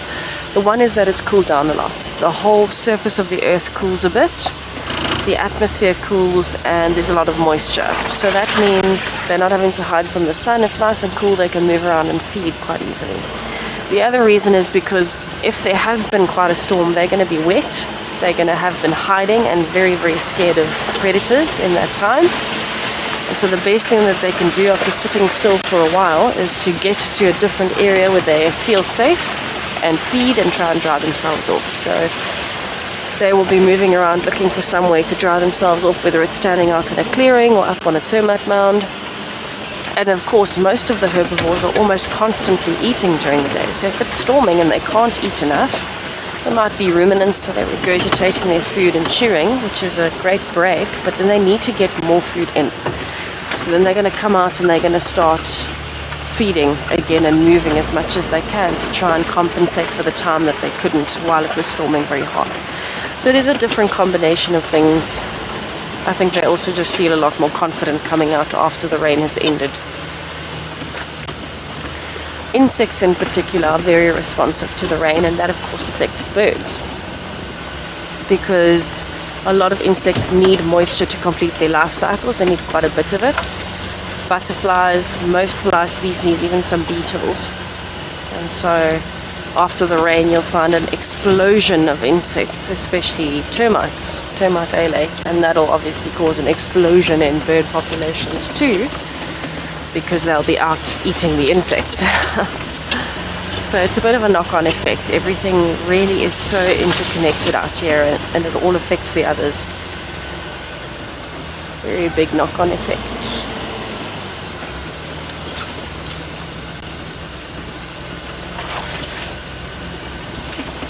Right, we are now approaching the bank of the river. I've actually got the drainage line on my right-hand side, and I'm almost weaving along with it now.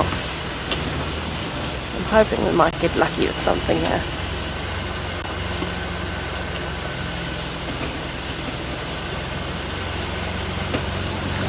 Oof. I actually wouldn't know in the history of Djuma. I'm sure at some point lightning has struck the Camp Capsrain. I really wouldn't know when exactly it was though. Since I've been here, I don't think we've had a lightning strike on camp. We've had a few very, very close where we were worried about the equipment and the antennae and stuff like that. But yes, I'm sure it's happened at some point. It's bound to happen, unfortunately, out here, because the antenna and the masts and things are the tallest point by far out here. And so if lightning is going to strike, it would make sense that it would strike a man-made object rather than a tree, which would be shorter.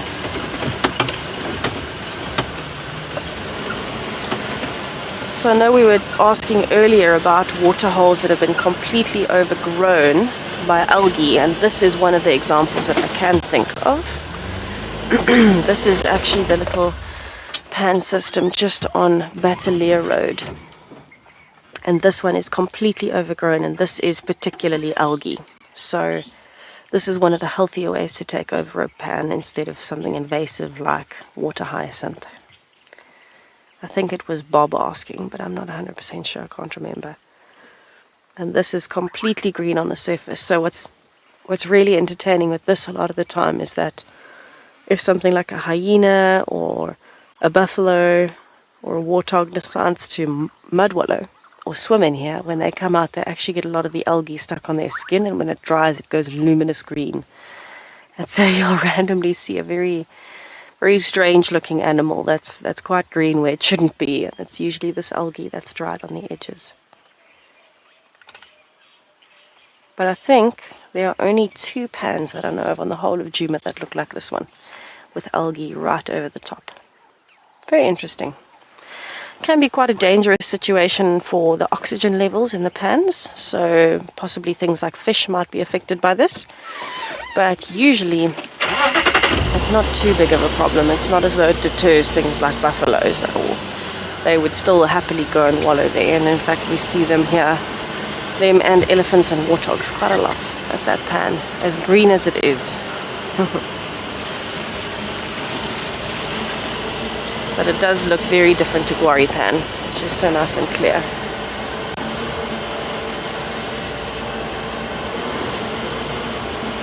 Alright, we are about to cross into the river at Spaghetti Junction. One of my favorite areas of the entire Mulawati is Spaghetti Junction.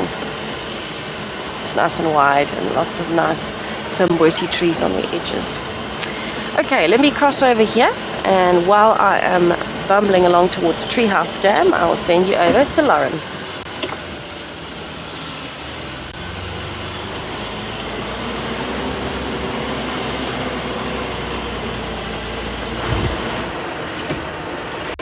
We got her. No, don't go back in again. I can't off-road. Did you get a view? Did you zoom in, Odie? Oh.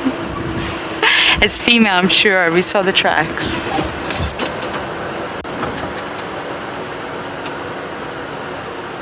She was right in the middle of the road.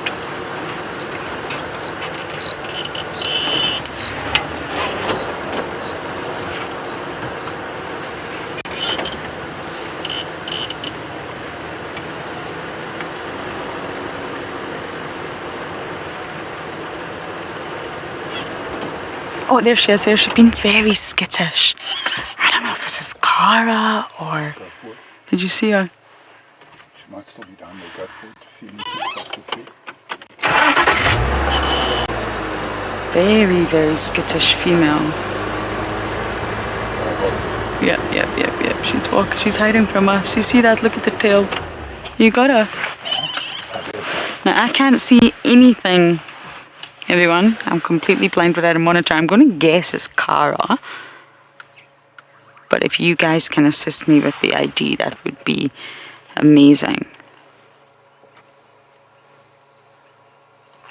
Going higher. Is it Cara? Going into infrared. Okay, I'm going to go into infrared.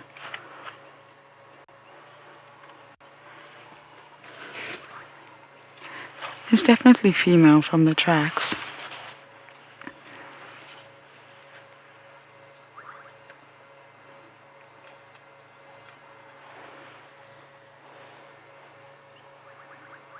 Very skittish. You know, the story of Cara is an interesting one. She was named Shadula's daughter, obviously, and she was named by a guy called Ryan in Arethusa. That's how she got the name Cara. And she was actually a very relaxed cub, and she was relaxed with vehicles and people on foot, believe it or not. But then the Moya incident happened, and Moya killed Cara's littermate. Now, that incident went wrong on so many levels and seemed to really, really affect Cara. And then, ever since then, she's not relaxed with vehicles. She's relaxed with people on foot, believe it or not. I've had many sightings of Cara. Somewhere she's okay, somewhere she's not. I don't know if this is her. I'm waiting on you guys. Can you see her face, Odie? If we go forward like 1 meter with all the leaves out the way, might be okay.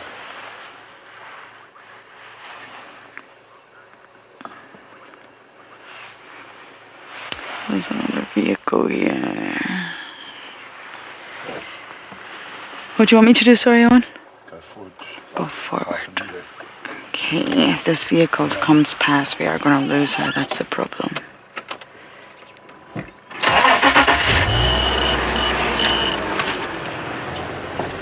How's that? Touch more. A touch more.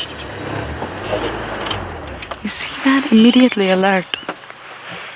But yes, that incident really affected her, and it's ever like sort of been since then that Cara's behaviour changed. And even in the West, she was always a 1-vehicle lock or a 2-vehicle lock for a long time because of her strange behaviour. We may lose her if this vehicle does decide to overtake us. Then we're in trouble. But of course, this is Hukumuri's daughter, so Cara's a very, very special being. And she just turned 3. She's December 2018. If it's her, I think it's her. And if it is, Cara just turned 3. She's a December baby.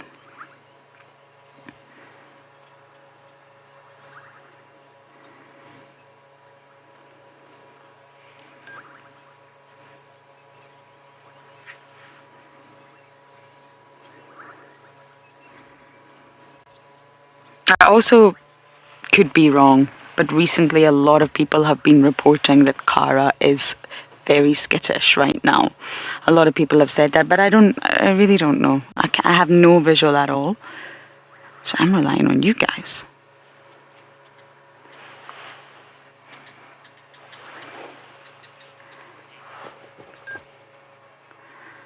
Okay, we're going to sit here a little bit longer and hopefully we can ID this leopard.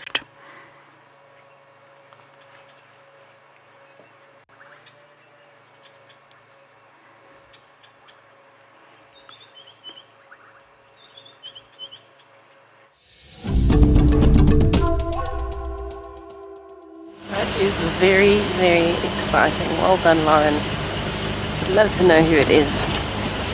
So we're now driving on Pangolin Track, which is another one of my favorite roads. I feel like I have a lot of them, but all for very different reasons. There's a nice little pan system coming up here, so I just want to sit next to it and listen. We're in between Twin Dams Road and Weaver's Nest Road.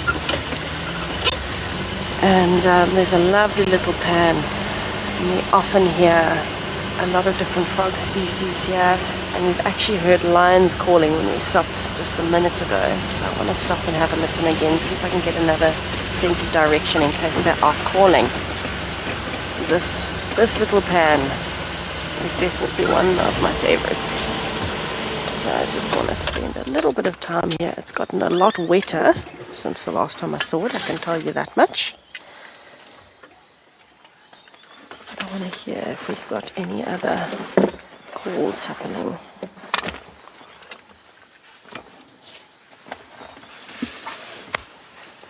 The light is dropping rather quickly. Oh, there's a bubbling casino calling.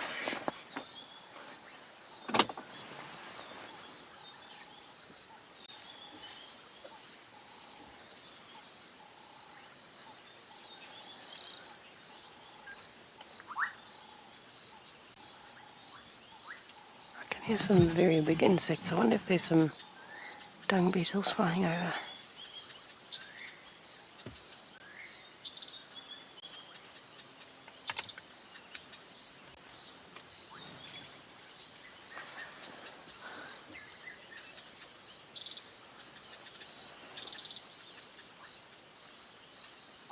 I love these sounds.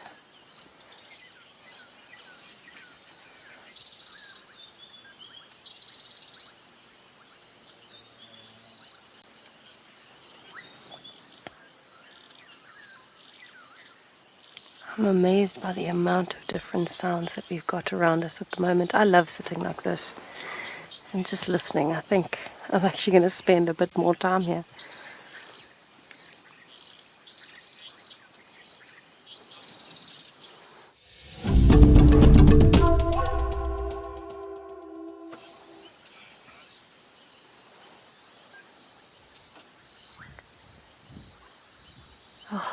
The sounds tonight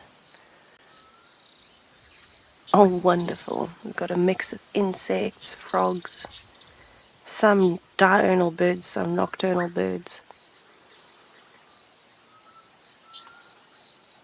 But I think my favorite is still the bubbling casino.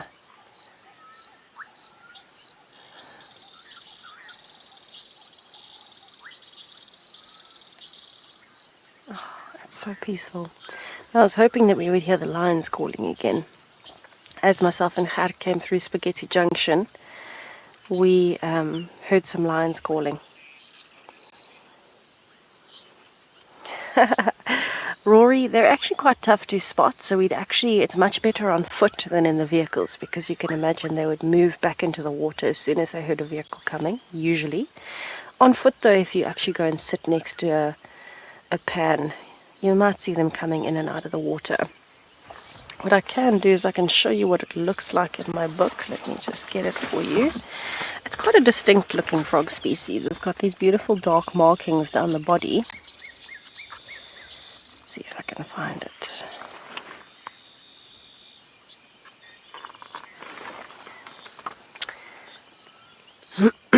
And unfortunately, like I said, it is a lot better when you're on foot. But if I do see any frogs hopping around, I will let you know. For sure, I will let you know. I'm hoping that the light is going to be okay. Yeah, it looks like it's good. So we're looking at this one here. A bubbling casino. So you can see very, very distinct black markings. It's actually almost like a chocolate brown. From between the eyes with two little spots down the back, and then very, very distinct markings on the sides. It is one of the glossier frog species that we get here. If you compare it to something like a sand frog or anything like that, which would be, sorry, my book is blowing a bit in the wind, so compare it to the skin of something like a sand frog, which is a lot more, they've got a lot more warts. It's not a smooth, glossy skin. So I think a bubbling casino is one of my favorites because it does look quite different and distinct. It almost has similar markings to some of the rubber frogs, which are very well known for having the stripe down the back. But if I see any frogs hopping around, I'll definitely have a look and see if we can identify it for you and show you. I haven't seen many bubbling casinos, but you do hear them a lot.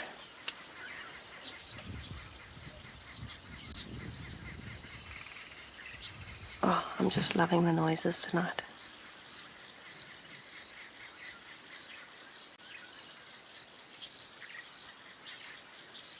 So when we heard the lions earlier, it actually sounded like they were coming from a little bit further north of us, maybe back towards Buffelshoek Cut Line or that kind of area, but possibly more northeast. And I know there were reports of a lioness close to one of the dams on Buffelshoek, and I think one on Torchwood. But it sounds like they might be the denning lionesses, so maybe there might be some lions that we need to start looking for. Hopefully they come back towards Juma. Okay, I'm going to carry on towards Treehouse Dam from Pangolin Track, and I'm going to send you over to Lauren.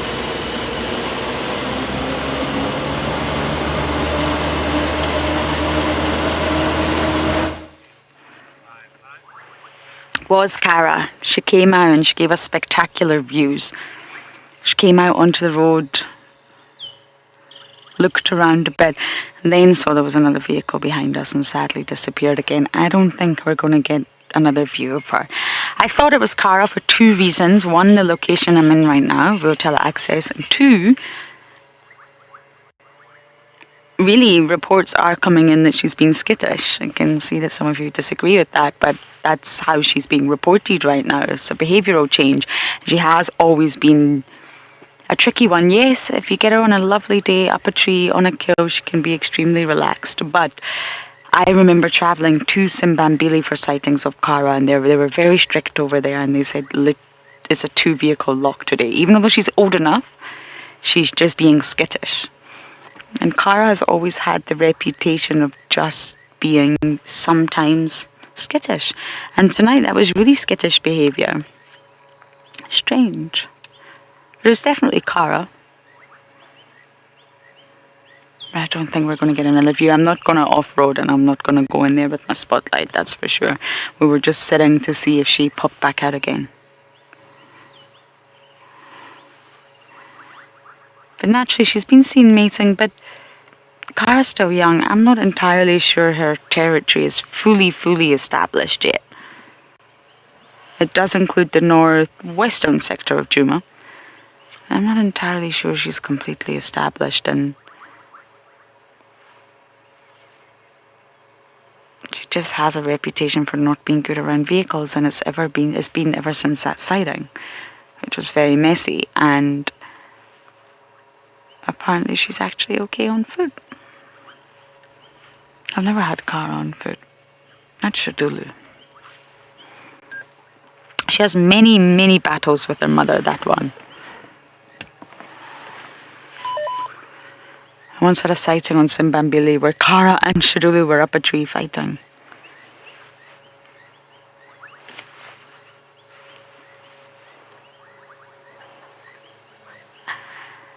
I don't think she'll come back out. Well, at least we got some spots.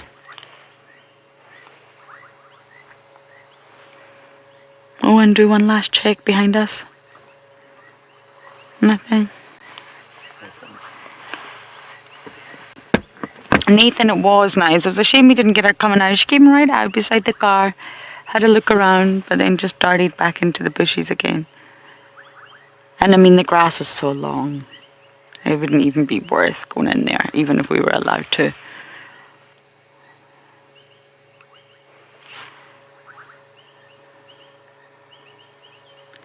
I should go west more often. That's the lesson of today, Lauren. Go west more often.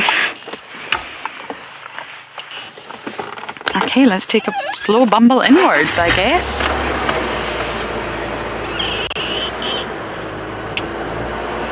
Even Tessa mentions Cara. She's actually had Cara recently, I think, a few times. And she even mentioned that Cara was acting a bit skittish. Just behavioural change. Something could have possibly happened. Hormonal changes. I know that sounds silly, but when Tlalamba was pregnant the first time around, her behaviour really changed. I'm not saying that Cara is pregnant, I'm just saying any sort of hormonal change. I'm really not sure. But it was definitely Cara.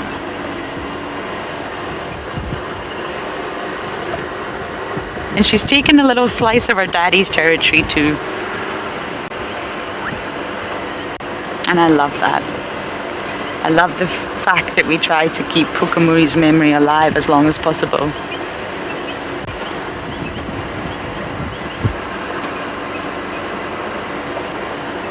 Such a great leopard.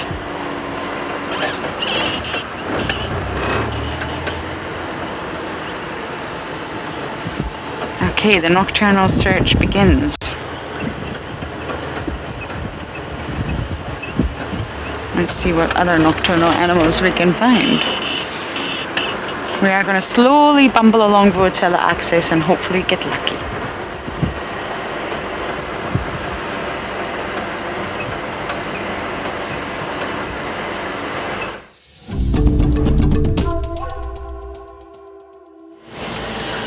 I don't know if anybody's ever had that feeling when you're just minding your own business, doing your job, and an insect climbs into your ear.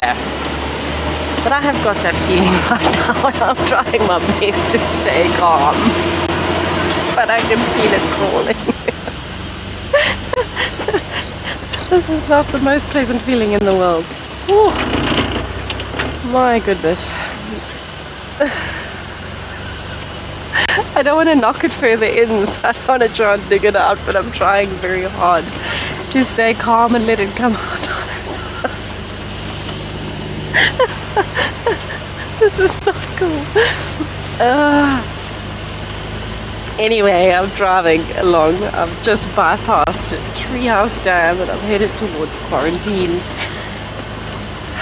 And at this point, I'm just trying to stay on the road and have a look where my spotlight is going while I'm trying not to concentrate on my ear. Fun fact for the day, everybody, don't get an insect in your ear.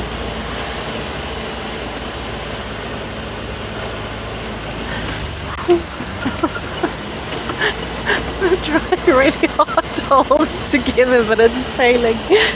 It's failing hard.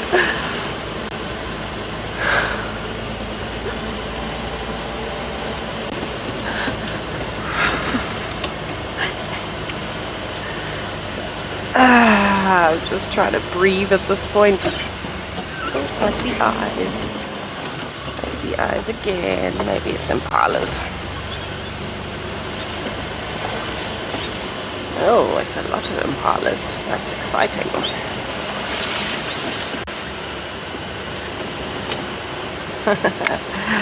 Very, very dark road in front of me without my lights, but I do see many impalas. We'll see if we can sit with them. Maybe have a scan through them and see who all is here. Looks like they're all just trying to spread out on quarantine, trying to stay safe for the night. Let's have a look at a closer view of them.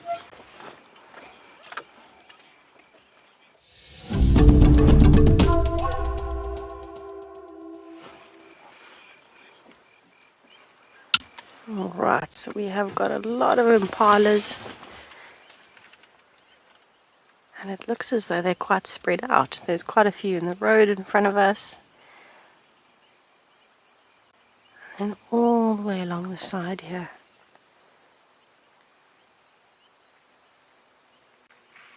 Oh, I can hear an elephant.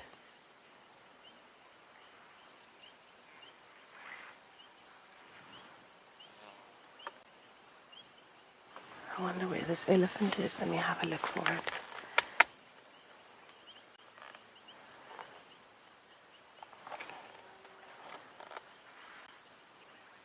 Oh, I can smell it now as well.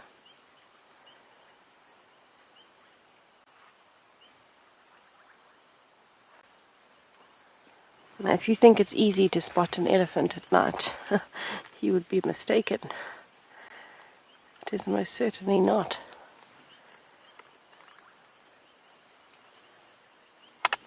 Let's just have a listen. You can hear it pulling branches or grass out of the ground or something like that. It's busy feeding.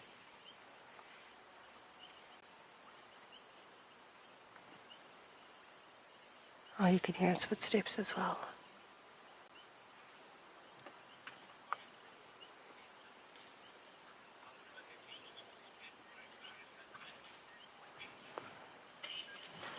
Yes, and I agree. It is something that takes a bit of getting used to, seeing the big bright eyes at night. It always gets you a bit excited when you see eyes reflecting back at you. I'm trying to figure out where this elephant is. We have got a bit of a thicket to our right hand side, and that's where the noise is coming from. Maybe it's come up from the dam.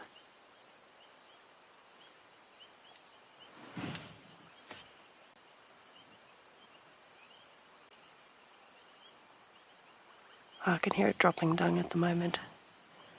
Must be somewhere close by. Maybe we should go and have a look. See if we can find it anywhere. I think it's somewhere in front of us. I'm going to try and keep my lights off though, just to see if we can find it without using the spotlight, because it is a daytime animal. Oh. I have still got an insect in my ear, everybody. So I had something crawl into my ear just now, and I'm trying to keep myself together. Trying not to panic while I've got something crawling into my ear canal. But I know that if I try and take it out, I'm going to be in trouble if it goes further in.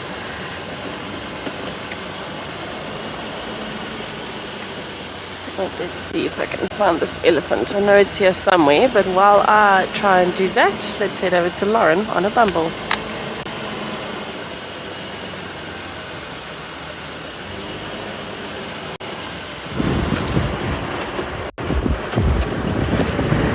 We had an owl for you all, an owlet. I don't know which one, I'm afraid. But it didn't play ball.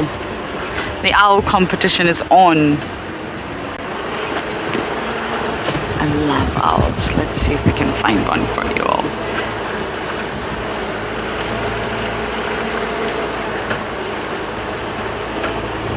I'm so glad I got to see Cara, albeit it wasn't a great sighting, I must admit.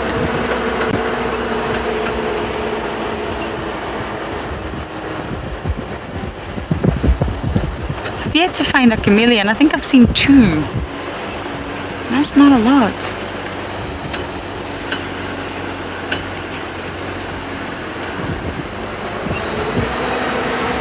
I'm not getting that question, I'm afraid.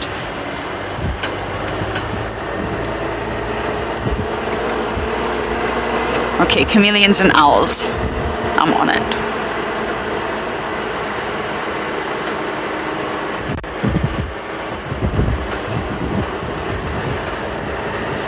I think, how do you tell male and female leopards apart by the tracks? Ella.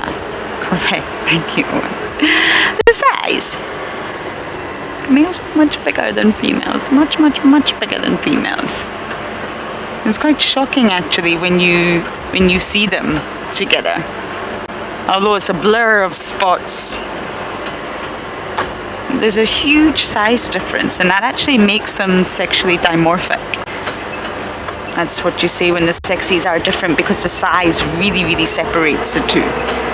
I mean, you do get some big females, but generally females are very small, very petite, and the males are big, so much bigger. So it's just the size. Obviously, oh, that's pretty cool. I don't know if you're going to be able to get it on because of this roof. But let's try. Where did I see? See here, do you see the butterfly that's just sleeping? If I show you, maybe you can direct me. You see it? The African vagrant's just sleeping on the leaf. I'll go forward a bit. And that's actually a really good example of where butterflies go at night time. I've been asked that question quite a fair bit. Where do they go? What do butterflies do? And this is exactly what they do. They'll just sleep upside down in the vegetation, or hang under leaves, or grass stalks. And they just rest for the night. It's cold. They have to wait until sunrise, but they're blending in completely with the vegetation here. And that's where butterflies go at nighttime. You got it? Yeah. Oh, it's an African vagrant, I think. It's beautiful, and they'll be everywhere. We just don't see them. Unless you are a nocturnal insect, it's too cold. It's dark, dangerous. You hide. And that's exactly what butterflies do. You do get some nocturnal butterflies, by the way, and you do get some diurnal moths. They're not strictly, moths are not all nocturnal, but generally speaking, most butterflies are diurnal. And at nighttime they'll hide just like this.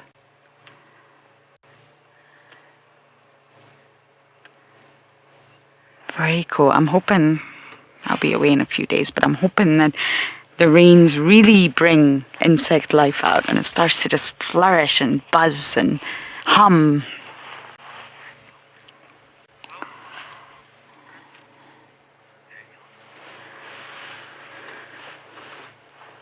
Daniel, you're saying well spotted. I'm good at the small things, not the big things. I think it's an African vagrant, looks like it. Another animal that's sexually dimorphic, because the male and females are completely different. You ready to bumble, Ludi? Different color and different size. But with leopards, it's their size. And it really isn't until you see them mating that you realize, oh my goodness, males are so much bigger. And going back to the tracks, obviously a young male could look like a female, but what you'll tend to find is that a young male, when they're sort of a cub, of course it's confusing, but once they get to sub-adult stage and they start to really fill out, even like Maribes, they might not look like a fully grown male, but their tracks, although smaller, will be rounder. They'll have a sort of rounder appearance to them, and that's how you know it will be a male. But generally speaking, it's the size.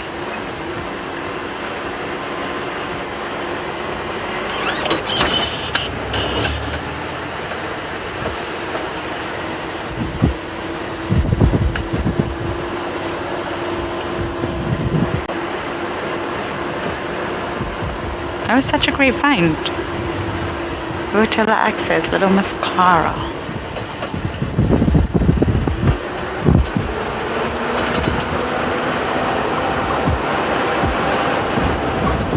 Okay, we're going to continue going along Rotella Access. I can see some eyes on the road. Don't know what it is just yet. And let's see what we can find.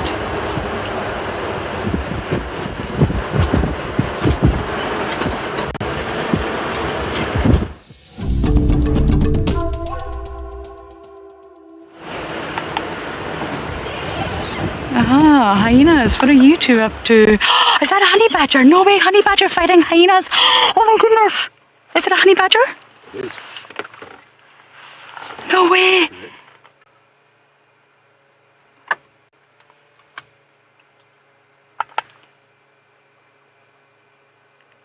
It's still there. They're trying to hunt it.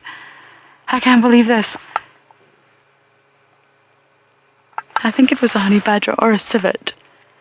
Honey badger. I'm going to go forward a little bit, Owen. That is a sighting of epic proportions. I cannot believe that. They're going after it. I don't know who the hyenas are. Oh my goodness.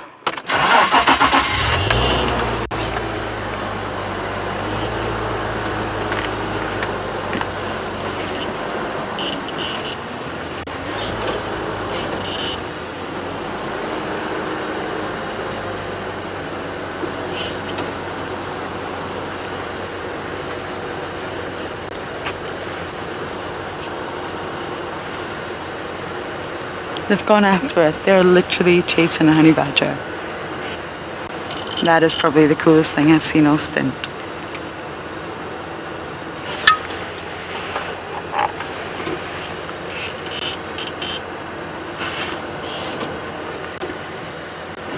I think I'm going to try and go back just in case.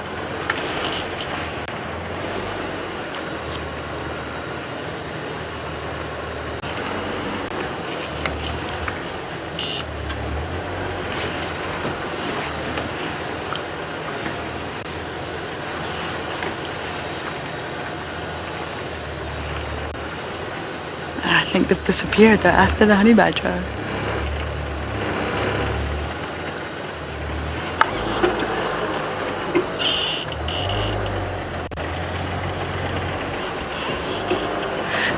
that was so cool. I've never seen that before.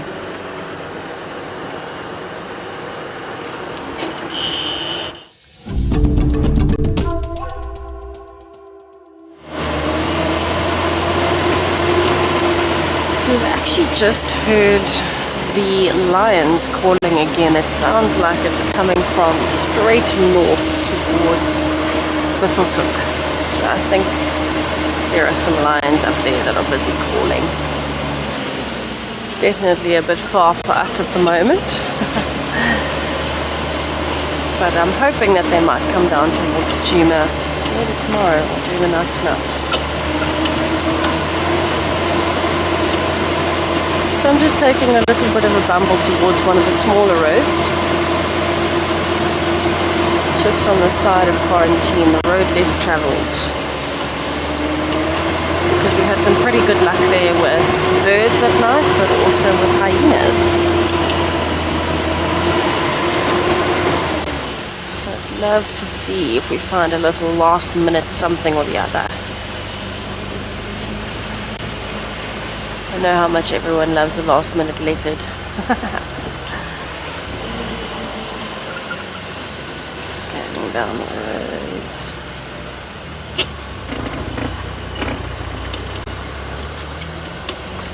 Let's take a very slow drive along here. The grass is particularly long on this road. Ooh, insect to the face. So we like to take it very, very slow all along here. There's some beautiful trees. So because we're just on the fringe of Quarantine, close to the drainage line, we have got a lot of very big marula trees.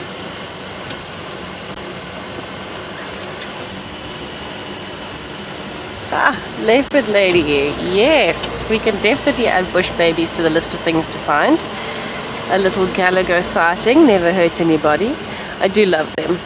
They are very, very entertaining to watch because they bounce around so much and they can jump like 12 times their body length. They can do it in one jump from on the floor when they're still.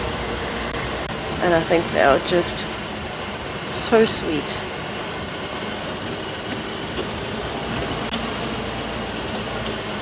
I do enjoy a good bush baby sighting.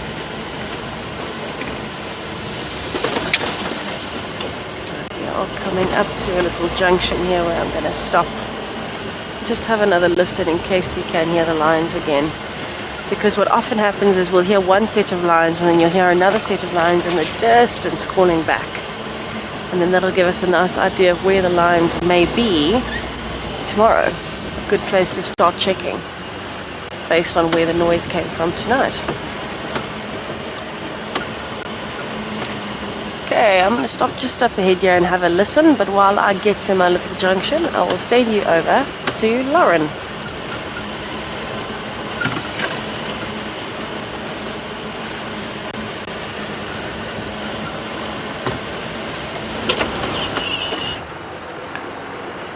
This drive just went from 0 to 100 very quickly. It was an extremely quiet drive.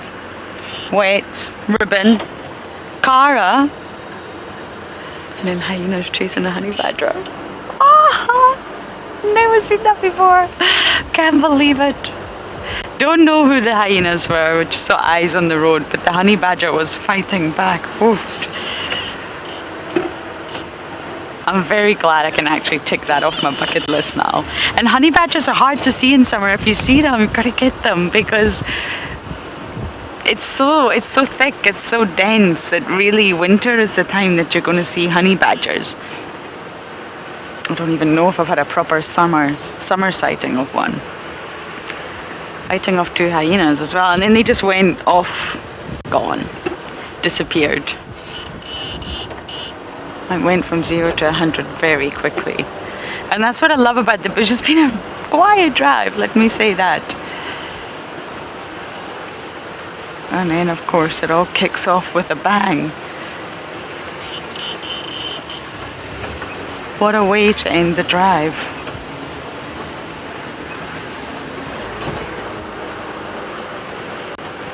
Sharon, you're so welcome. I'm glad you enjoyed it in the end. We got a brief glimpse of Cara. It's better than nothing. I At least I've seen her this stint on some level. We got called into Cara at the start of my stint, but it was actually in Sele. What a fantastic drive in the end, everyone. That's a setting I'll never forget. And on that note, we will be out tomorrow, hopefully. Let's just hope the rain stays off. Maybe we can even ask for some sunshine. That would be delightful. But either way, please do join us for the sunrise safari. We always need you guys bumbling along with us. And until then, have a great night.